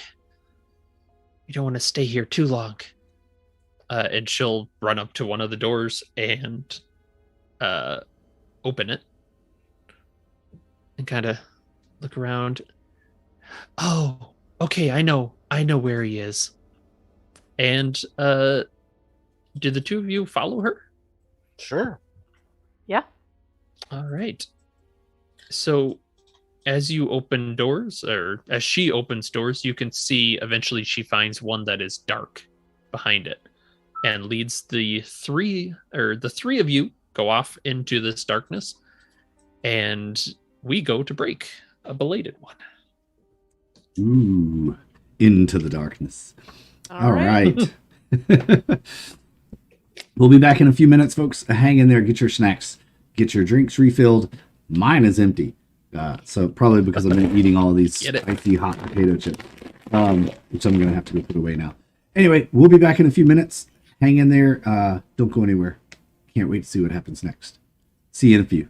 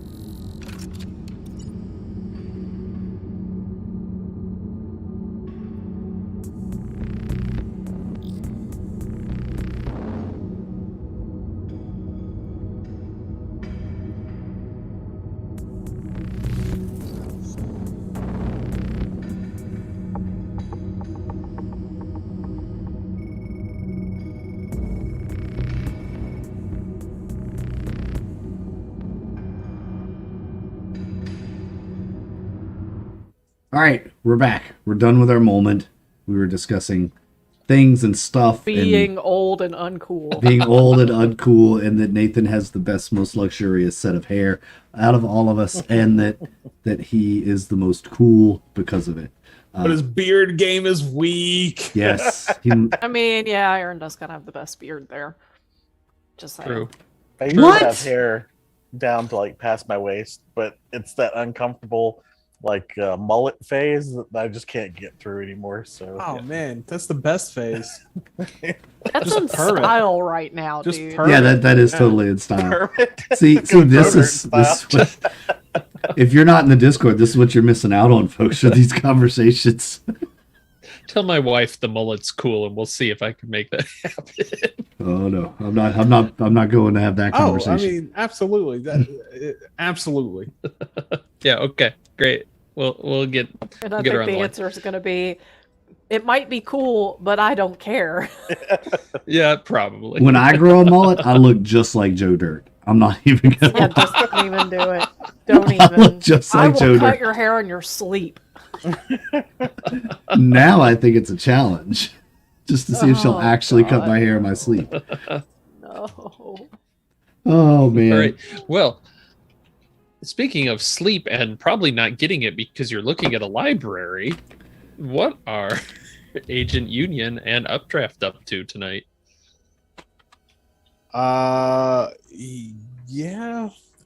Well, there's no one at the library to stop us, and it's 1995. Yeah, so this is before they had metal detectors and security guards at libraries. So Yeah. And so this is middle of nowhere, Idaho. All right. yeah. Like, so we're gonna go ahead and take George, or Updraft's gonna have George get his camera equipment. Yeah, I've got a little bag. It's got some tools, a little hand drill, very small hand drill, a scope that can do Okay. audio video, but it doesn't record because this is before that technology really existed. SD technology, SD card technology,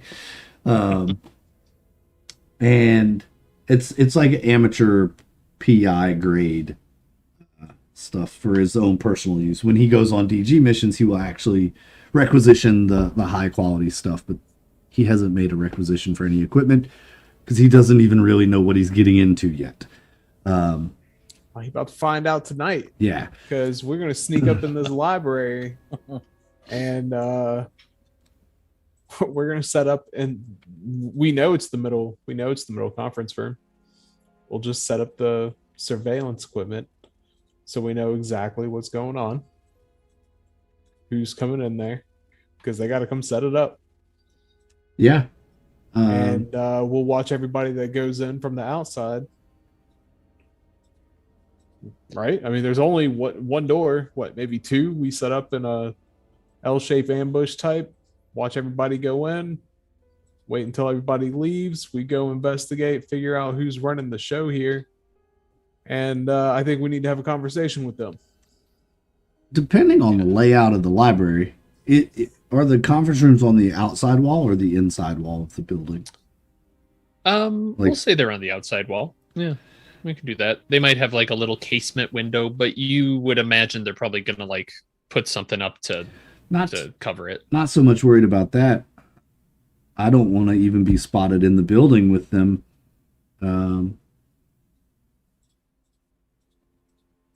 Looking at my stuff, I would rather, if there's a casement window, as you say, I'd rather just bore through that casement window through the underside and run my scope in the wall from outside. That we could just watch from outside under the window.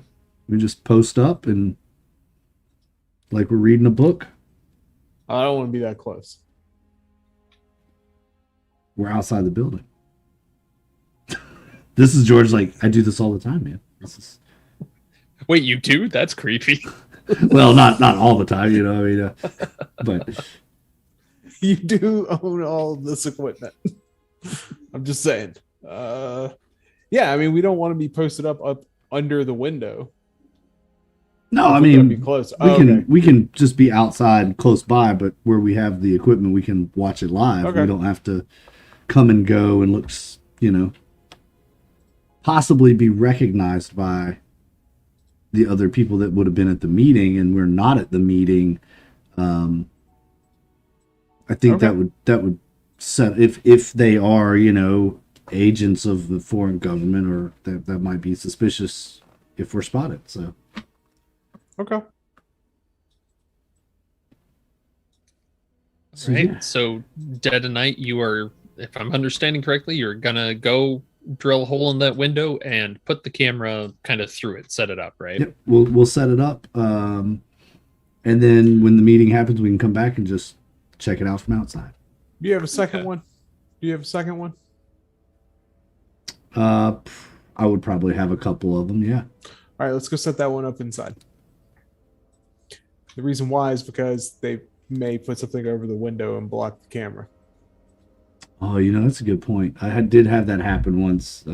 Guy leaned up right against the wall where I had put my camera, and it just ruined the whole op.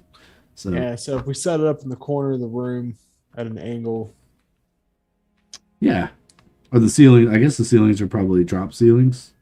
yeah, Yeah, they are drop We said ceilings. that. Yep. Okay. Yeah. So I must we'll have just missed it. lift up. We'll just lift up the tile, and you can just set it up there, and Mhm. take a little. It's nothing to chisel out a little tunnel through the tile to set it in there, so you got a good shot. Yeah. Can do that. All right. Okay. Now, the question is getting into the building. Do you have criminology? I Either of do. you? I Huh. Well- do. Shocking, I know. Right. What's that at? Definitely. Okay, That's yeah, really yeah. fast. It's 7 on a 35. So the casement window just happened to be unlocked, right? Oh no, yeah. Well, I guess what kind of background does Updraft use to get in here? So Updraft's going to approach the doors, and I mean, he still has a lockpick set, or not a lockpick, but a locksmith's tools, right? Because he picked them up at the Yeah. hardware store with everything else, and he's failed to use them before and had to drill the lock, but this time, he just takes them out. And it's a library in rural Idaho. Yeah. They're not keeping the nuclear codes here, so it's not that Yep. big of a deal. And so he's just real quick. It's a quick, easy lock. Anyone could have done it, but pops the lock, opens the door, and ushers in his buddy George. All right. Yeah, and it's obviously late at night. You're walking through the bookshelves. Updraft, you can't help but shake the feeling that you're being watched. Maybe that's just bad memories of books.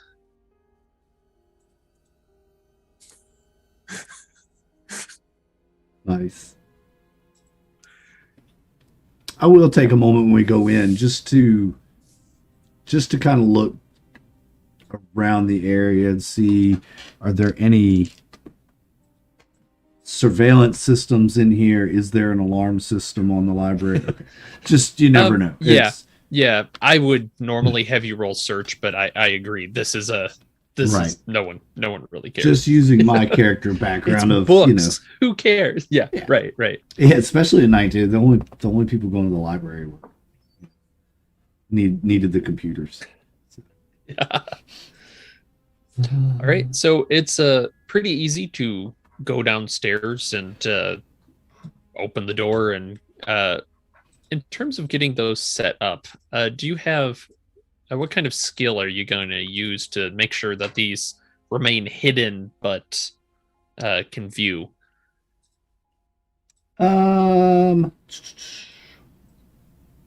Because I could see like a craft of some kind if you've got some sort of surveillance ability.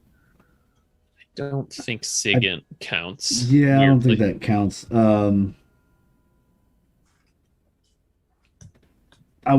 The craft that I kind of went with this guy was military science.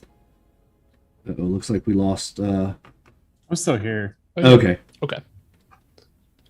Yeah, go ahead and roll that because you've established that that's kind of in the level of surveillance Yeah. with drones and stuff. So I that's it. buy that. That's at 60. And that's on a 03. All right. Yeah, you get these set up. You've got the hole drilled for the wire, and you're feeling pretty confident that these are not going to be noticed. Perfect. So I'll get them set. Pull out the monitoring device. We'll just kind of walk around the room, check signal strength, check the video feed, Yep. make sure that we have full view of the room, tweak anything we need to tweak. And then I'll call it good. Great. Agent Updraft. While Union is going around the room making these connections, you hear a thud from further down the hall, kind of in the stairwell.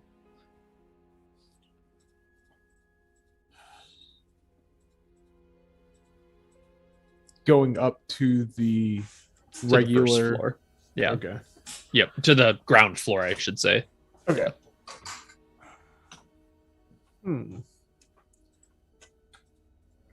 Well, that sounds like potentially another tiger. And it updrafts in mind. Of All course right. it does.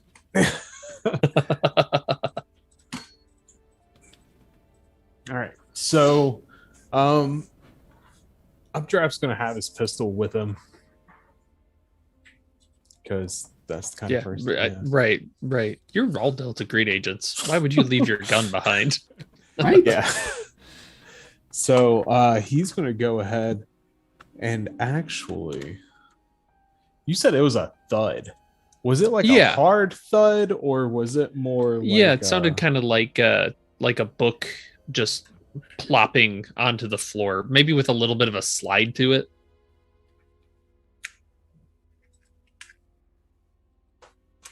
a little bit of a slide.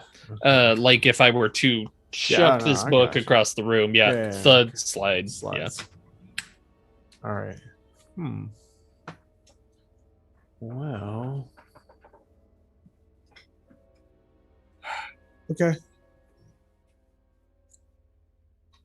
We have the cameras all set up. Yeah, for the most. Yeah, everything's good to go. All right, let's go. And just like hurries up to get out, not What's- trying to spend any time. Yeah, and as you're kind of hurrying up the stairs, you see what made the noise at kind of the stairs. They do the up bend up again. You can see there is a book that is kind of in the middle of that landing. It's got a kind of a red-brown cover, but you see it's not the red book that Union got the other night. It's another copy of A World Without Doors by Emmeline Fitzroy. That was one that we didn't get to read yet. Right. I'll grab it. And there's a little bit of like an ink spill on it. You notice that's kind of just, it's still a little wet. The ink on Yeah, the book. no, not the book like interior necessarily, but there's like a little bit of ink that is just on one of the corners, and that's still wet. You can actually see it left a little smear where it hit. Okay. So yeah, Yeah, we're taking that's- that bad boy. Yeah. And that is what Updraft will get into tonight for the rest of the night. Pretty much gonna, yeah, That's it. That's what he's gonna do tonight. All right. Sounds good. So yeah, the two of you head out, carefully closing and locking the door to the library behind you. So Updraft is looking at A World Without Doors. What's George doing? Surveillance recon, basically. I took some snapshots of the room, just some quick screenshots from the cameras while I was testing them, Yep. so that I can evaluate all the angles, the lighting. I memorize the layout so I can tell if the camera's been tampered with when we go back the next day. Very good. And that will take several hours for me to focus on that and just really dig deep into that. Yep. Yeah, and you're pretty sure, especially with how you rolled before, you think even if they cover the window, you did a good enough job. You had planned for it. You're pretty confident that you'll be able to sit up there and get what you need. Cool. All right. The night comes and goes. The next morning, we'll say it's the morning of the meeting. I think those start generally about 7, 8. What the last one started at? Yeah, 7 to 9 p.m. We'll say. Is there anything you want to do that day before you start staking out the area? What day of the week is it? Is it? I'm sure I already said, and I don't remember. So it's Tuesdays now because that's what I'm seeing on the pamphlet. It's Tuesday. Okay. It's Tuesday. Time has no meaning. It's Tuesday. Yeah. Not in this game, it doesn't. Well, Tuesday is probably a work day for George. So he's gonna go back to the lines and do his routine, act like nothing's up. Yeah. Okay. Yeah, and it's just another kind of quiet day for the most part. You kind of probably are anticipating a little bit of, maybe there's a little bit of worry tonight. I don't know. Is George used to this kind of thing? He's used to the surveillance part. Yeah, what he's not used to is the possibility of there being foreign actors. Typically, it's been, surveillance on targets and that sort of thing, but nothing he's ever had to take a life for up to this point. Okay. So the thought of that in the back of his mind is still kind of freaking him out a little bit. Like, 12 bodies. What am I going to have to kill 12 people? And then, as he's up there working, his mind just gets to racing on that. And he probably drops a tool or two today, out of his bucket. And luckily they're tethered off. But, Yeah, and you're looking in your toolbox. You're like, yeah, it gets tethered. You're like, okay, wrapping up for the day. And you're pushing around and you realize at the bottom of your toolbox, there's a mask and that silver robe just kind of folded neatly at the very bottom. No, how did that get in here? I gave that back when I left the meet. I know I hung that up. I didn't bring it. I'll get down and ask some of the guys, hey, anybody messing with my truck, my tools today? There's some stuff missing out of my toolbox. I'll make a cover. Yeah. Right. Yeah, and they're all very much like, nope, don't know what you're talking about. Man, that sucks. All right. I will make note of that and make sure to tell Buck about that when we meet up before we go to the library. I'm not going to take it out or anything yet. I'll take my toolbox with me and just show him. Yeah. What's Buck doing that day? Let me see. So, probably finished reading this book. How long is this book? That's a great question. I don't think it's too long. You could finish it in a night. Okay. So yeah, he would get a full night's rest.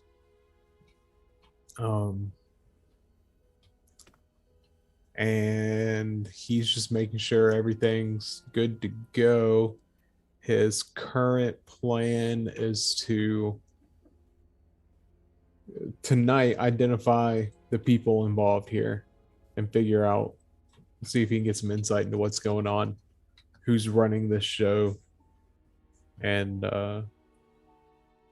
where they are, and Okay. also if they know anything about the book building. Very good. Updating something. All right. So it sounds like then 7 o'clock is starting to roll around. Sun's getting low outside. You guys just regrouping then? Yeah. We would have set up a rendezvous time and place. Okay.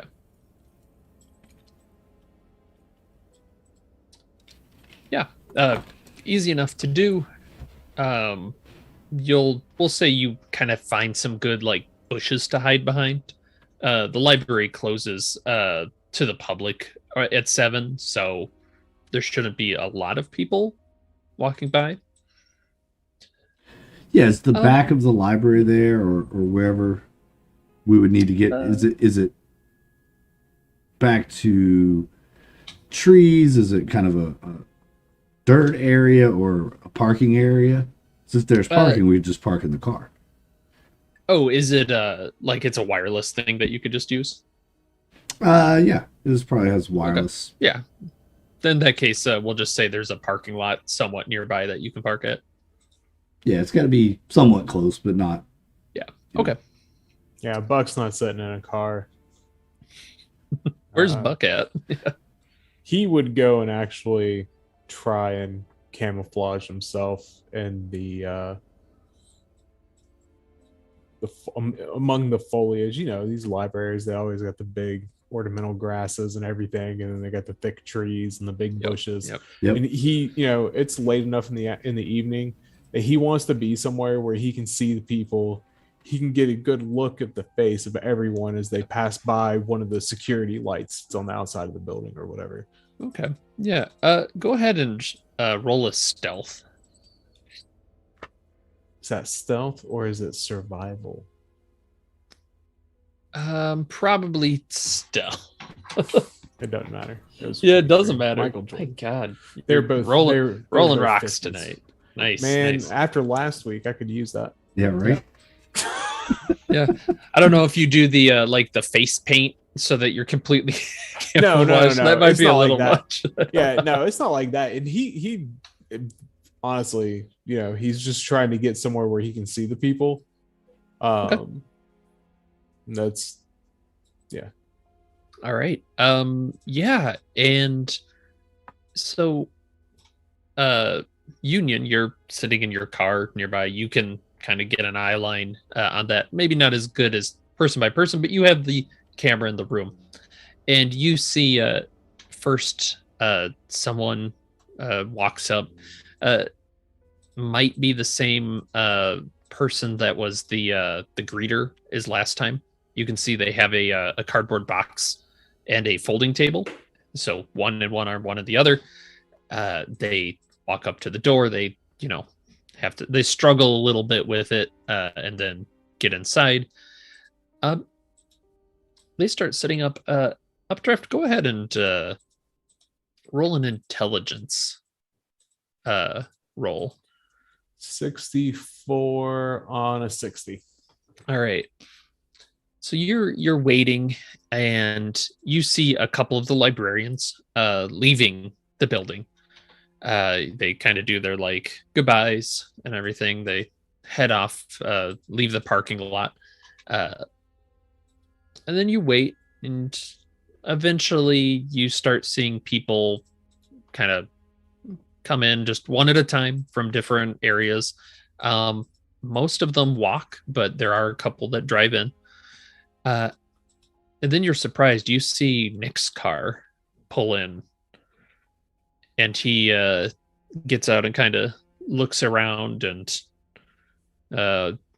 walks towards the building and enters it. Doesn't look like he noticed you. And you can wait. After a while, you realize, okay, 10 people have entered. Agent Union, you can see slowly. They start to file into this room that the first person had put on the mask and put the chairs around. Do you get sound on these things as well? Or Yes. is it video Yeah, only? Okay. they're both. Okay. I'm also going to make a note. I'm going to write down the make and model of the cars as best I can guess. Sure. So, if it's a green Ford Taurus, I'll just write that down, of the cars that come. And the direction of travel from which the walking people arrive from. Okay. Just all taking in all the surveillance that I can do and really, really focusing on this as recon work. So Right. All right. And yeah, you are beginning to see them. It looks like there's maybe like 1 or 2 people left.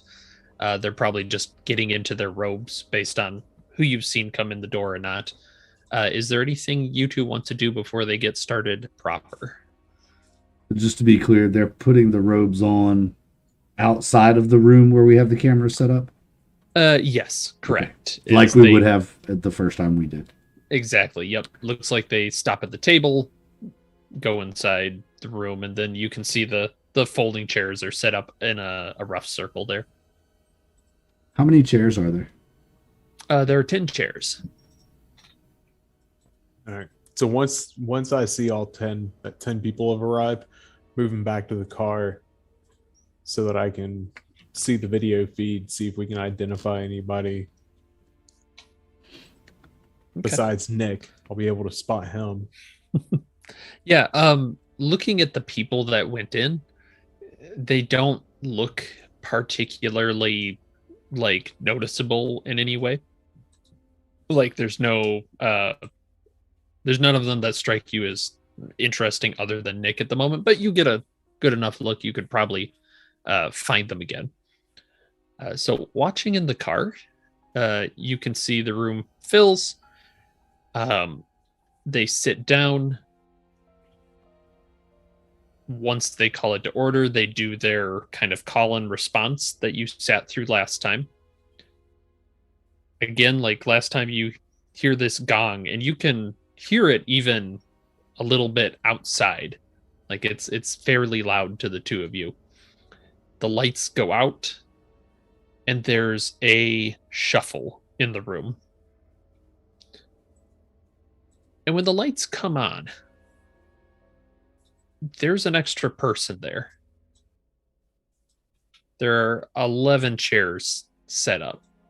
And you can see that one of them is quite different than the others. Because the others, they kind of, they all look alike. But this one seems to be a person of just gigantic stature. Just a huge individual. But still dressed with the mask, the silver robe, everything. He looks like one of the others, just much bigger. Is his mask and robe of the same quality as the ones they were handing out? Yeah, they look identical. Okay. And I'm sorry, I forgot already. Sound, yes, no, on the Yes. cameras. Yeah, Yes. we've got sound. Yeah. All right. They start to talk. After a bit, you hear one of them say, "I found a hole in the wall beneath the dryer. I can't wait anymore. I'm going in tonight. I'm gonna find my bottle." And there's nodding and whatnot. And they go around. One of them, has anyone else noticed the people on fire? I mean, people just like not screaming or nothing, but walking down the street with smoke pouring from their mouth and eyes. No, just me, huh? Okay. And Now I'm kind of watching Buck for any kind of reaction that might tell me that he knows what's going on. I personally think that he's going to be just stone cold, as best he You want can. to do contested power checks? to see what's going on inside Buck's mind. Yeah. Sure, yeah, go for it if that's how you want to. I mean, why not? Either that or human comparisons. Oh yeah, Uh, 18. oh, you got me. I have 49. Is it under though? Oh yeah, yeah. My power. Then you've got it. And you've got it. Whoever gets the highest while still going under. Oh, okay. Yeah. So yeah, it's 49 out of 70 on power. If So- we're doing power checks. Yeah. So how's Buck handling this?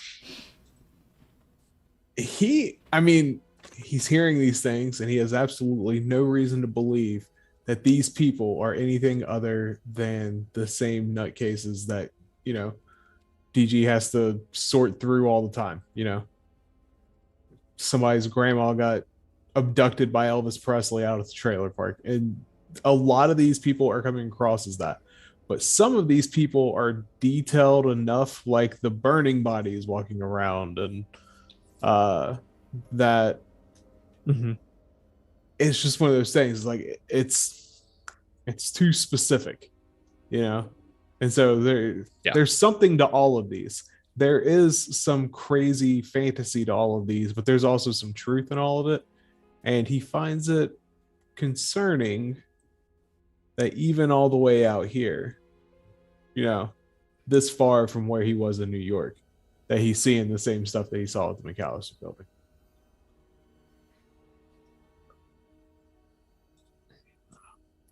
How's George kind of taking that as he's realizing that this is concerning your new teammate? That 12 bodies thing pops up immediately. There are 11 chairs and the guy sitting next to me. Are these the 12 bodies? Is this what I have to do? And that's what he's going to kind of get lost in for a minute. Thinking about that and kind of loses focus a little bit on the cameras and stops watching while he starts thinking about how that might play out. Yeah. And there's a couple people that fill in with other odds and ends that aren't particularly interesting sounding. And then this mountain of an individual speaks, and he's got a very deep voice from under the mask. And you think dead people die, but they don't. They live in places no one's looking. There are these spaces where people aren't seeing, and that's where they all are. Shoved in, still alive, still going, hiding, waiting. How does he mean dead people don't die? Of course dead people die. Like, what the hell? What is this crazy shit? Doesn't one lead to the other? Like, Yeah, I mean, that's kind of some double speak, right? yeah, I mean, I want to know where he was hiding in the room.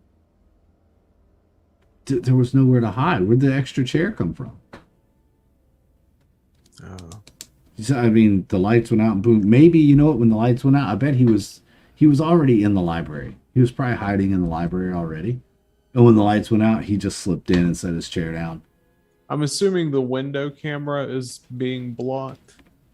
No, you were able to kind of pan between the two there. Yeah, Okay. we've got him set up Okay. pointing kind of Yeah, both yeah. different That's true. directions. Yeah. I'm not having you roll sanity because there is the possibility, right? Is maybe he just slipped in the door when the lights were off. Maybe. Yeah, maybe he was we already don't in know. there. We don't Yeah. have eyes inside. Yeah, so he Right. might have already been in the library waiting. Lights went out, and he's Yeah. like, "Oh, slipped in." We don't know. Slid in, put his little chair to the side. They do the hokey pokey, turn themselves around. Boom. There's 11 men. Do we? All right. Do we recognize any of the voices of the people there, except for other than Buck's friend, Yeah. Other than Nick. other than Nick? Yeah. Well, that's when you actually hear Nick, and you recognize the voice. He had something he talked about last time. It didn't really hit you, and this time he speaks up. I noticed a crack in the bowl after I made the soup, but I ate the soup anyway. Near the end, I felt a small piece of glass in my mouth and I chewed it. I swallowed it. Nothing happened. The bowl's gone now. I broke it all up and ate it. I'm getting stronger, I think.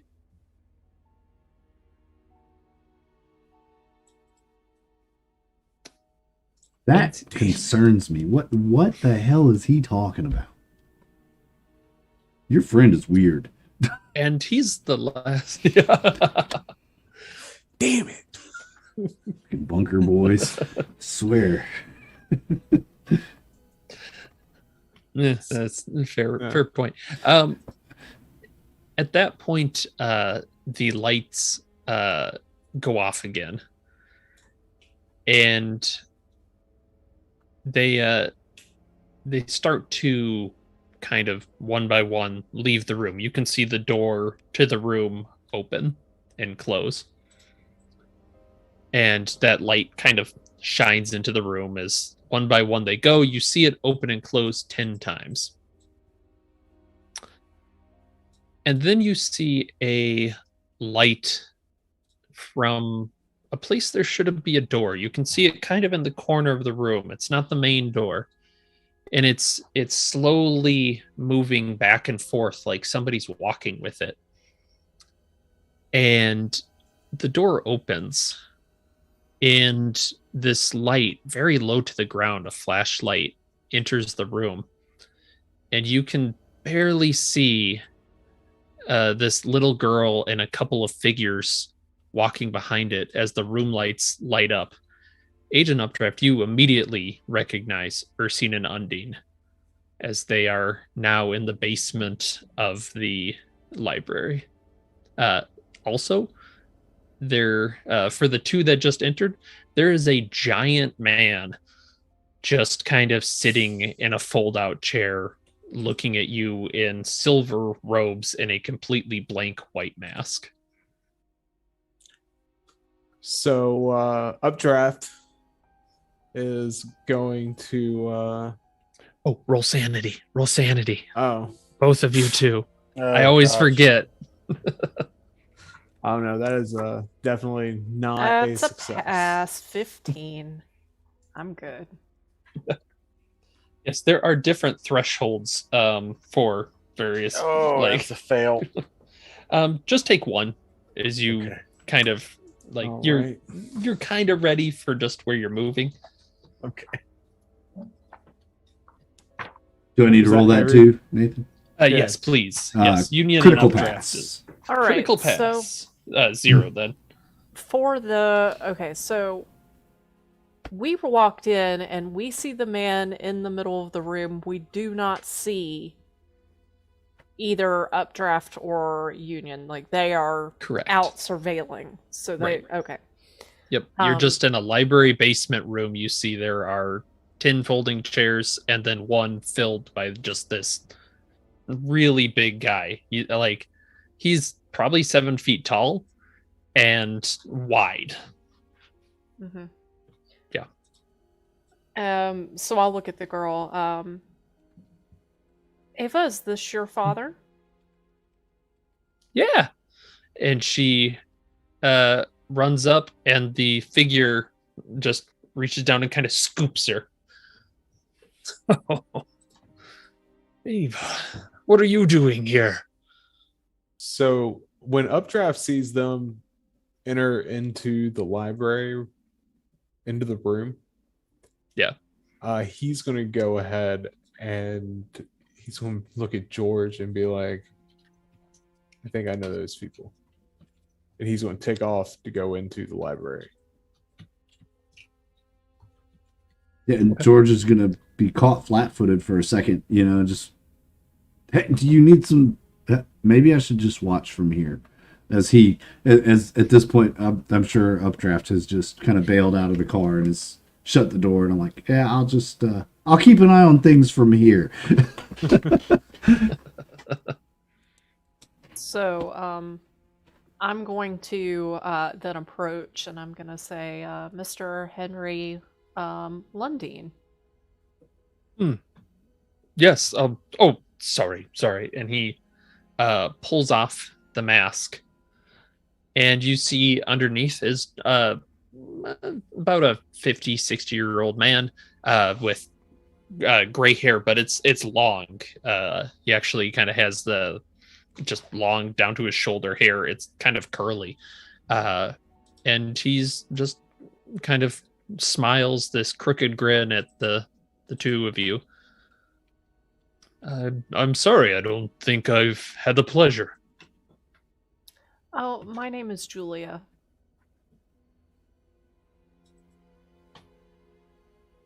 How about you, sir? You doing all right? Yeah, you can call me Don. It's a pleasure. Where are we? That's a good question. I was hoping you would be able to tell us. I don't know. Ava, is this what? And he looks down, and you realize Ava's gone. He just kind of looks down.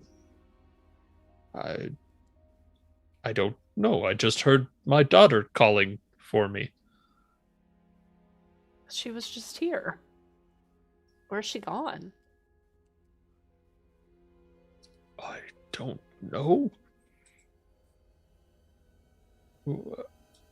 And he kind of stands up. He's starting to get his robe over his head. He's Ava, are you? He's going towards the door. Ava, don't hide from me. And that updraft, you will see this mountain of a man walking through the door, shouting for someone. Okay. As he's walking, Updraft's gonna slip up in that room and be like, Ursine, Undine. And I'm gonna walk up to him. You sorry son of a bitch. What the fuck was I gonna do? I didn't What'd do you do? shit. But listen, you know what I can do? I can get you somewhere tonight. Come on. And Okay, but fine. now here's the thing. Updraft's keeping his voice down real low because he knows Nick is in that room. What the And hell? he may even try to disguise his voice. Nick left. Oh, he left. Yeah, he would. Yes. The others have left the building. Oh yeah. Okay. Yeah. Okay. So yeah. All right. Well then just come on. We gotta go. Where did y'all go? I thought When y'all did were we France, dead. go? and we went to France, 1402. We spoke to Augustus and Gabriel Chastain. He You was going to spoke- help us You spoke to the summon Marvis. Chastains. You spoke to the Chastains. Oh, yeah, in 1402 in Reims, France. And he was going to help us summon Marbus, but the logic, the doors have brought us back together. I summoned an angel. Unfortunately, that angel turned out to be the Lundin child that was just here. She happens to share a name with said angel. First of all, stop summoning monsters. Angel. Call it what the fuck you want. Otherworldly beings generally are bad news. Well, if we So had to let's throw all down- just agree right now. We are not going to do that anymore. It's funny you came from France. We are in Coeur d'Alene, Idaho. So we came from France. it's Where? tangentially related. Where did you say we were? Coeur d'Alene, Idaho. Idaho. Exactly. And he's just gonna kind of usher you guys out and be like, okay. That's one of Well- my favorite Saturday Night Live skits. What's We came from France. what's the date? Yeah, it's like September 7th, 8th, 9th. Yeah. For ease of me, because I didn't write it down. It is about a week and a half since you entered. Yeah, so like September 5th, 6th. Yeah. somewhere in there. Okay, well, it feels like it's only been a couple of days. It appears a week and a half has gone by. Oh, Oh yeah, no, that week and a half was much needed on my side. Well- On account of being shot. Well, we need to get Undine somewhere where he can finish recuperating. I did what I could You to look like take the shit, bullets too. out of him, but yep. well, apparently he's had a week less to heal than you have. So, All right. Well, let's go do that. Man, I really don't want to. No, we're not gonna do that. Did real quick, did I happen to notice where the little child went while I was watching the cameras? Or did she It- just kind of get lost Just in the gone. shuffle of Yeah, people? just completely gone. Like there, he had scooped her up, and maybe she just disappeared into his robes. Like it doesn't make sense. She's just not there anymore. So could have been just lost in the shuffle of people. My character's trying to rationalize how this child could have just disappeared Yeah. into thin air. Yeah. With the shuffle of people coming and going, she could have slipped back out the door and we never would have known. That's kind of my character's thought process in that. Okay. Because player knows what happened, but All right. So we're gonna usher them out, and we've got to figure out where we're going to go. And the big guy is still there. He's looking around, very confused.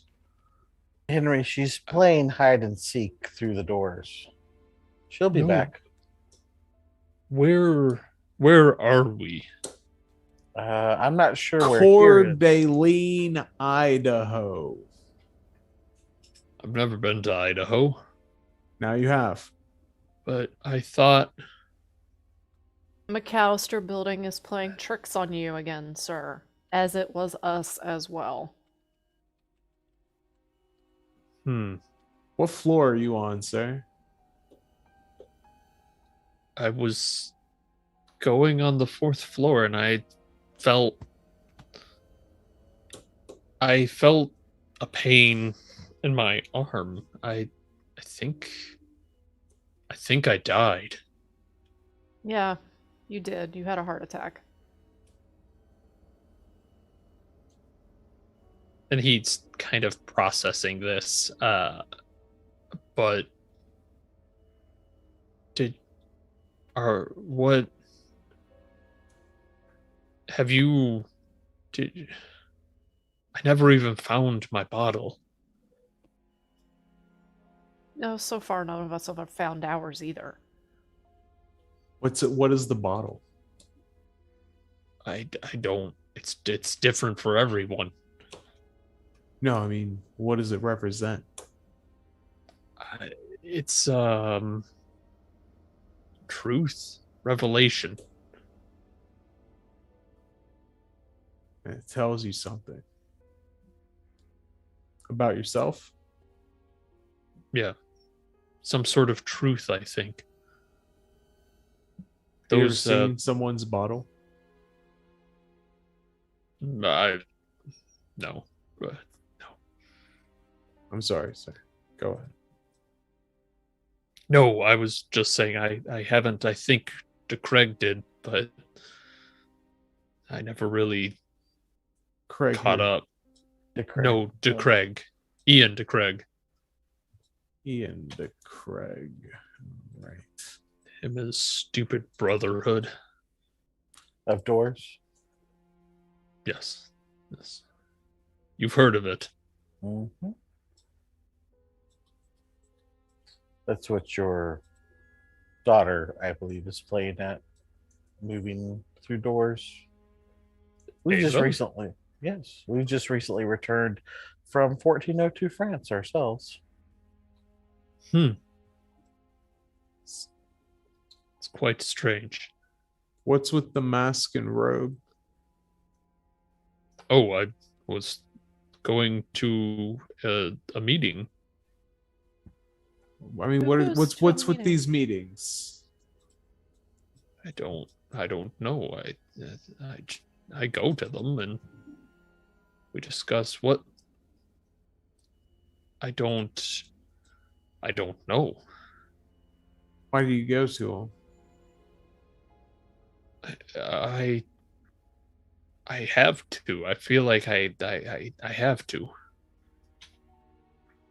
It's my role. But this time, maybe that's it. Maybe this is my second chance. I can get there on time now. Where are you going? No, don't hold him up. I don't. He's gonna get there on time. No, I don't. No, I don't. I don't know. But I've never made it. Maybe I can find my bottle this time.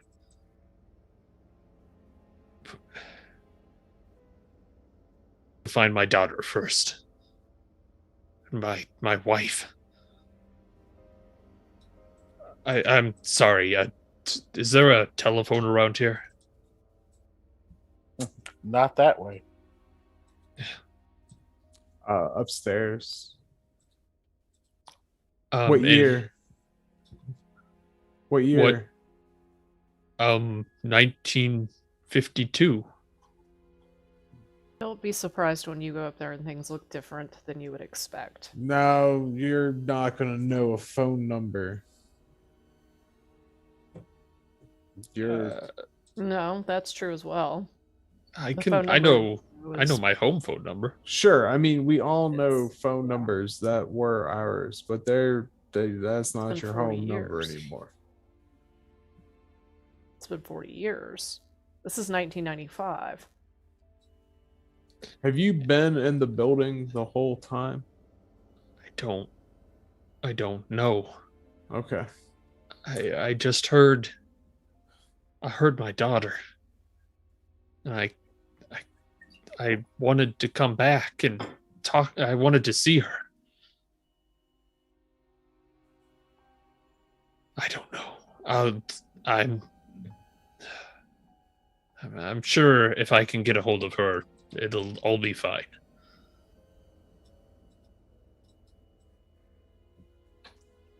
Don't let us hold you up. She's probably just in the other room. Yeah, and he walks upstairs. We'll cut back.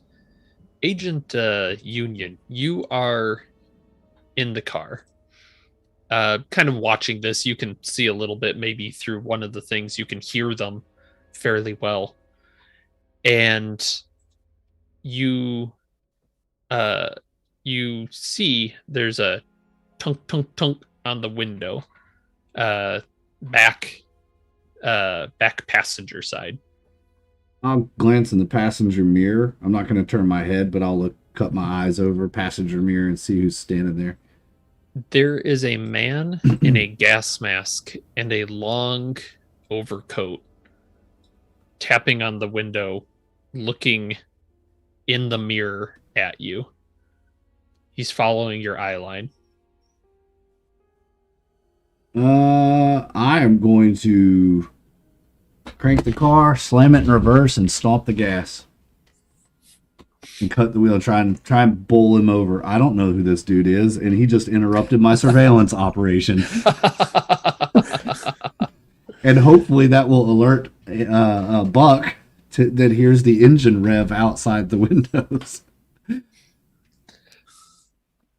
All right. Yeah, you the people inside, you hear the screeching of tires as the car whips back. Go ahead and make a drive roll. Yay! I'm sure, like, everyone always takes drive, so I'm sure this will be easy peasy.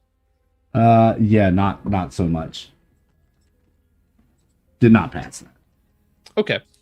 It's Wasn't not critical, but I didn't pass. Yeah, right. It's not that bad. You screech back and you actually end up clipping a tree. You feel the shudder as your back tail light goes out and you hear this crunch. You get jostled and stop, and you look up the person is gone. And where he was standing, there is a wooden crate. Go ahead and roll sanity. Loot drop. Loot drop. Care package inbound. That is a pass on sanity. All right. Take no loss. I don't know how you rationalize it, but What, David Copperfield isn't a person in 1995? Are yeah, you that's kidding? true. He Yeah. made the How'd he do Statue it? of Liberty disappear. Heck, Right? we're still Doug Henning. Yeah. I'm gonna. You know what? My rationalization is I just saw some really weird shit inside. I'm still a little. Who knows? This is maybe I imagined the gas mask. Maybe it was actually the guy from the diner, and he was wearing a trench coat with the lapel or the collar up really high and a low hat, and just the angle and shadows of the light made it look like a gas mask, and he was there to help me and give me some equipment or something. That's my rationale. Yeah. Because nobody just disappears. That just doesn't happen. Right. And I'm Right, seeing obviously. now 2 people disappear before my eyes. And like every show on TV in 1995 about ninjas, like they're all Yeah, disappearing that's a good all the point. time. Yeah. Teenage Mutant Ninja. All right, so yeah, the people downstairs, you hear that Lundin looks like he's wandering upstairs to look for something, a phone, anything.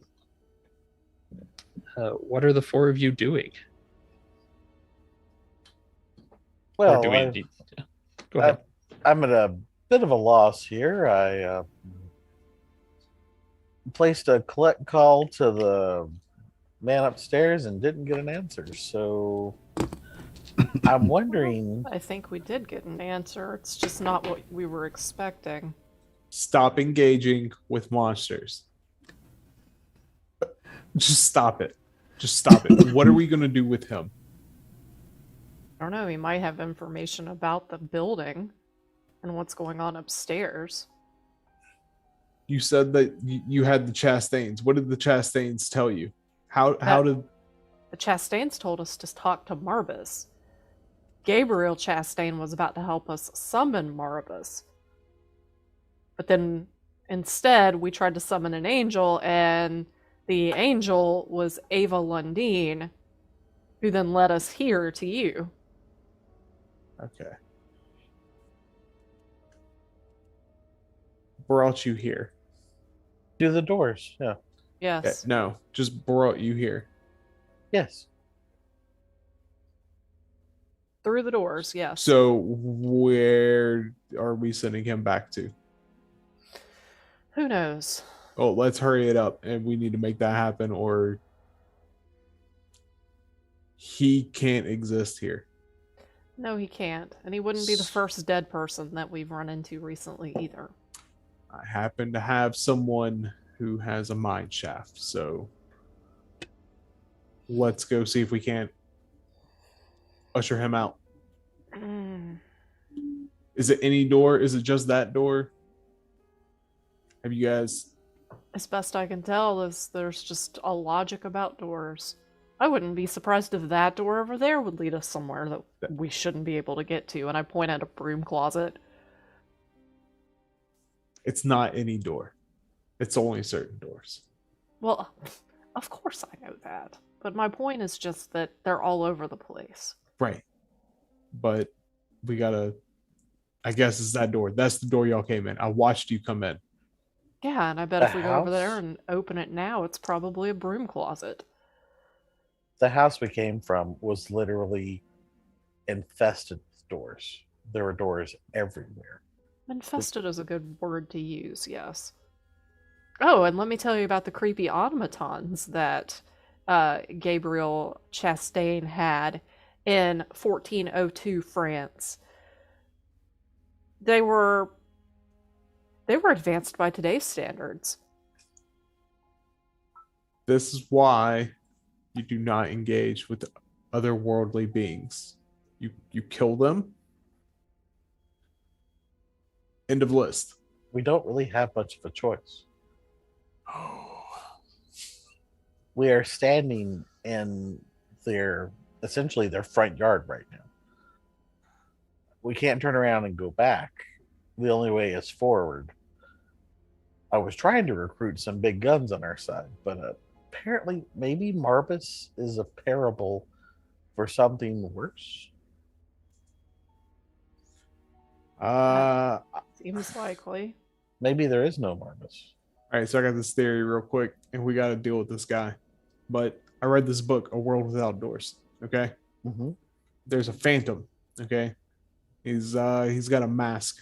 All right, and I'm assuming a robe, because if you have a mask, it feels like it's a package deal. All right, Right. So there's this girl, and she's struggling to overthrow this phantom because the phantom's playing this music. Okay, Mm-hmm. and the music is lulling all the people into this passive life. Everything is very rote and mundane. And so she overthrows this phantom, stops the music. Everything goes batshit. And so she becomes a phantom. Okay. Okay. So, are you suggesting that something has? I watched all 10 people that were in that room walk in. All 10. Mm-hmm. Then that motherfucker shows up, and then the two of you show up. Mm-hmm. He's got to go. And I don't know if this is something that's even worth. I don't know. I don't know. I don't know how I feel about this. But he's got to go right now. He apparently is going. Is he leaving? Like, is he trying to leave the building? He looks like he's looking for a phone. And yeah, he's not leaving yet, but you can imagine that if he doesn't get an answer, he'll probably head out.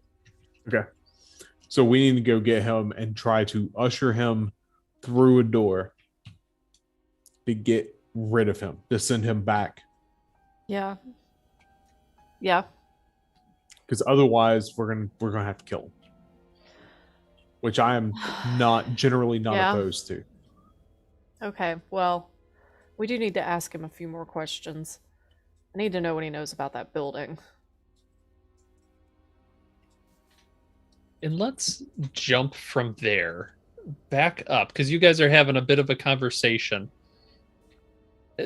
Outside, it's settling down a little bit. The adrenaline is kind of wearing off. What is Agent Union doing? I'll get out of the car, look around, walk. I would have pulled the car forward from the tree, looked at the taillight, kind of kick at it, and damn it. And I'll walk over to the crate, and I'm gonna look around again, see if I see anybody. Like, I know what I saw, but I'm not sure, and take a look at the crate. There is a piece of paper. Looks like it's printed out, kind of like stapled to it, one of those industrial staples. And it reads, George, with Colwell down, Operation Bristol must continue.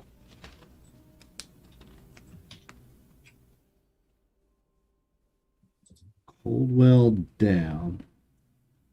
Operation Bristol. And does Operation Bristol No. doesn't Does not mean ring a bell anything to you me? at the moment. No. Is there like a latch on the crate, or is it nailed shut? Yeah, we'll say there's a latch just for ease. I will I'll open it up, see what the hell's in there. All right, you open it up and you find there is a gas mask and a large trench coat folded up, as well as what looks to be a brand new pump action shotgun. Well, that might come in handy. And I'll just pick the whole crate up. Assuming my trunk will still open, I'll open the trunk, set it in the trunk. I'll take the shotgun. Yeah, I'll keep the shotgun kind of with me and up in the front.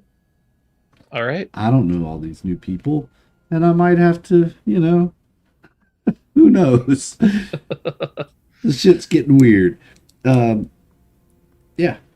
So, And I think that's where we'll end tonight as we kind of pan out on George sitting in the front seat of his crashed car, cradling a brand new pump action shotgun, just watching the entrance to a library. yeah.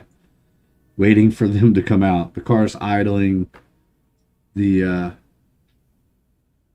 headlights are on, shining at the front door. Maybe I've turned the radio on to just kind of calm my nerves. So George listens to classical music. Well, that's the thing. You turn it on and you want to listen to some classical music, but something in that accident must have hit weird because all you're getting is static.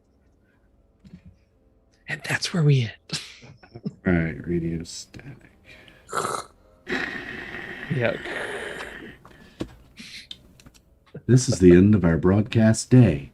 Thank you for tuning in. Dun, dun, dun. You guys remember that? Yes. Mhm. Yes. Yep. Oh, wow. Gone are those days, huh? When TV went to sleep. Yes. When TV went to sleep, yeah. Wow, everybody. Thanks so much. Wow, what a great time. Fun. Agent Union is really wigging out here. So if you enjoyed that, make sure you give us a follow, a like, leave some comments on our YouTube. If you're watching this over on YouTube, tell us what you thought of it. Yes, I agree, Diamond. Nathan is doing an amazing job, and this team is killing it, literally killing this game. Not in a bad way. It's awesome. I'm just thrilled to be playing with such great role players and having such a great storyteller. Y'all are making this experience amazing. So thank you all so much for your time every week. We're here every Wednesday night to play Delta Green Impossible Landscapes at 7 p.m. right here live on Twitch. You can catch us on YouTube, over on our YouTube channel to catch all of the recorded sessions that we've put up. I forgot the word for recorded there. And also you can find us on our Discord channel where you can engage with us, chat with us, tell us your favorite memories, thoughts, and characters moments. Other than that, come back on Friday nights, every other Friday night. Every Saturday we're playing something. Tuesday nights we have a new stream coming up. The week between Christmas and New Year's we'll have a game pretty much every day, some kind of game. Don't know the full schedule. We'll post it on the Discord when we get it. Wow, I think that's it. Thanks so much, everybody. It's always Yes. a pleasure to see you here. Thanks for the follows. Don't forget our contest, 125 followers and the giveaway. But until next time, deception is a right, truth is a privilege, and innocence, that's just a luxury. Thanks so much for being with us. We'll see you next time.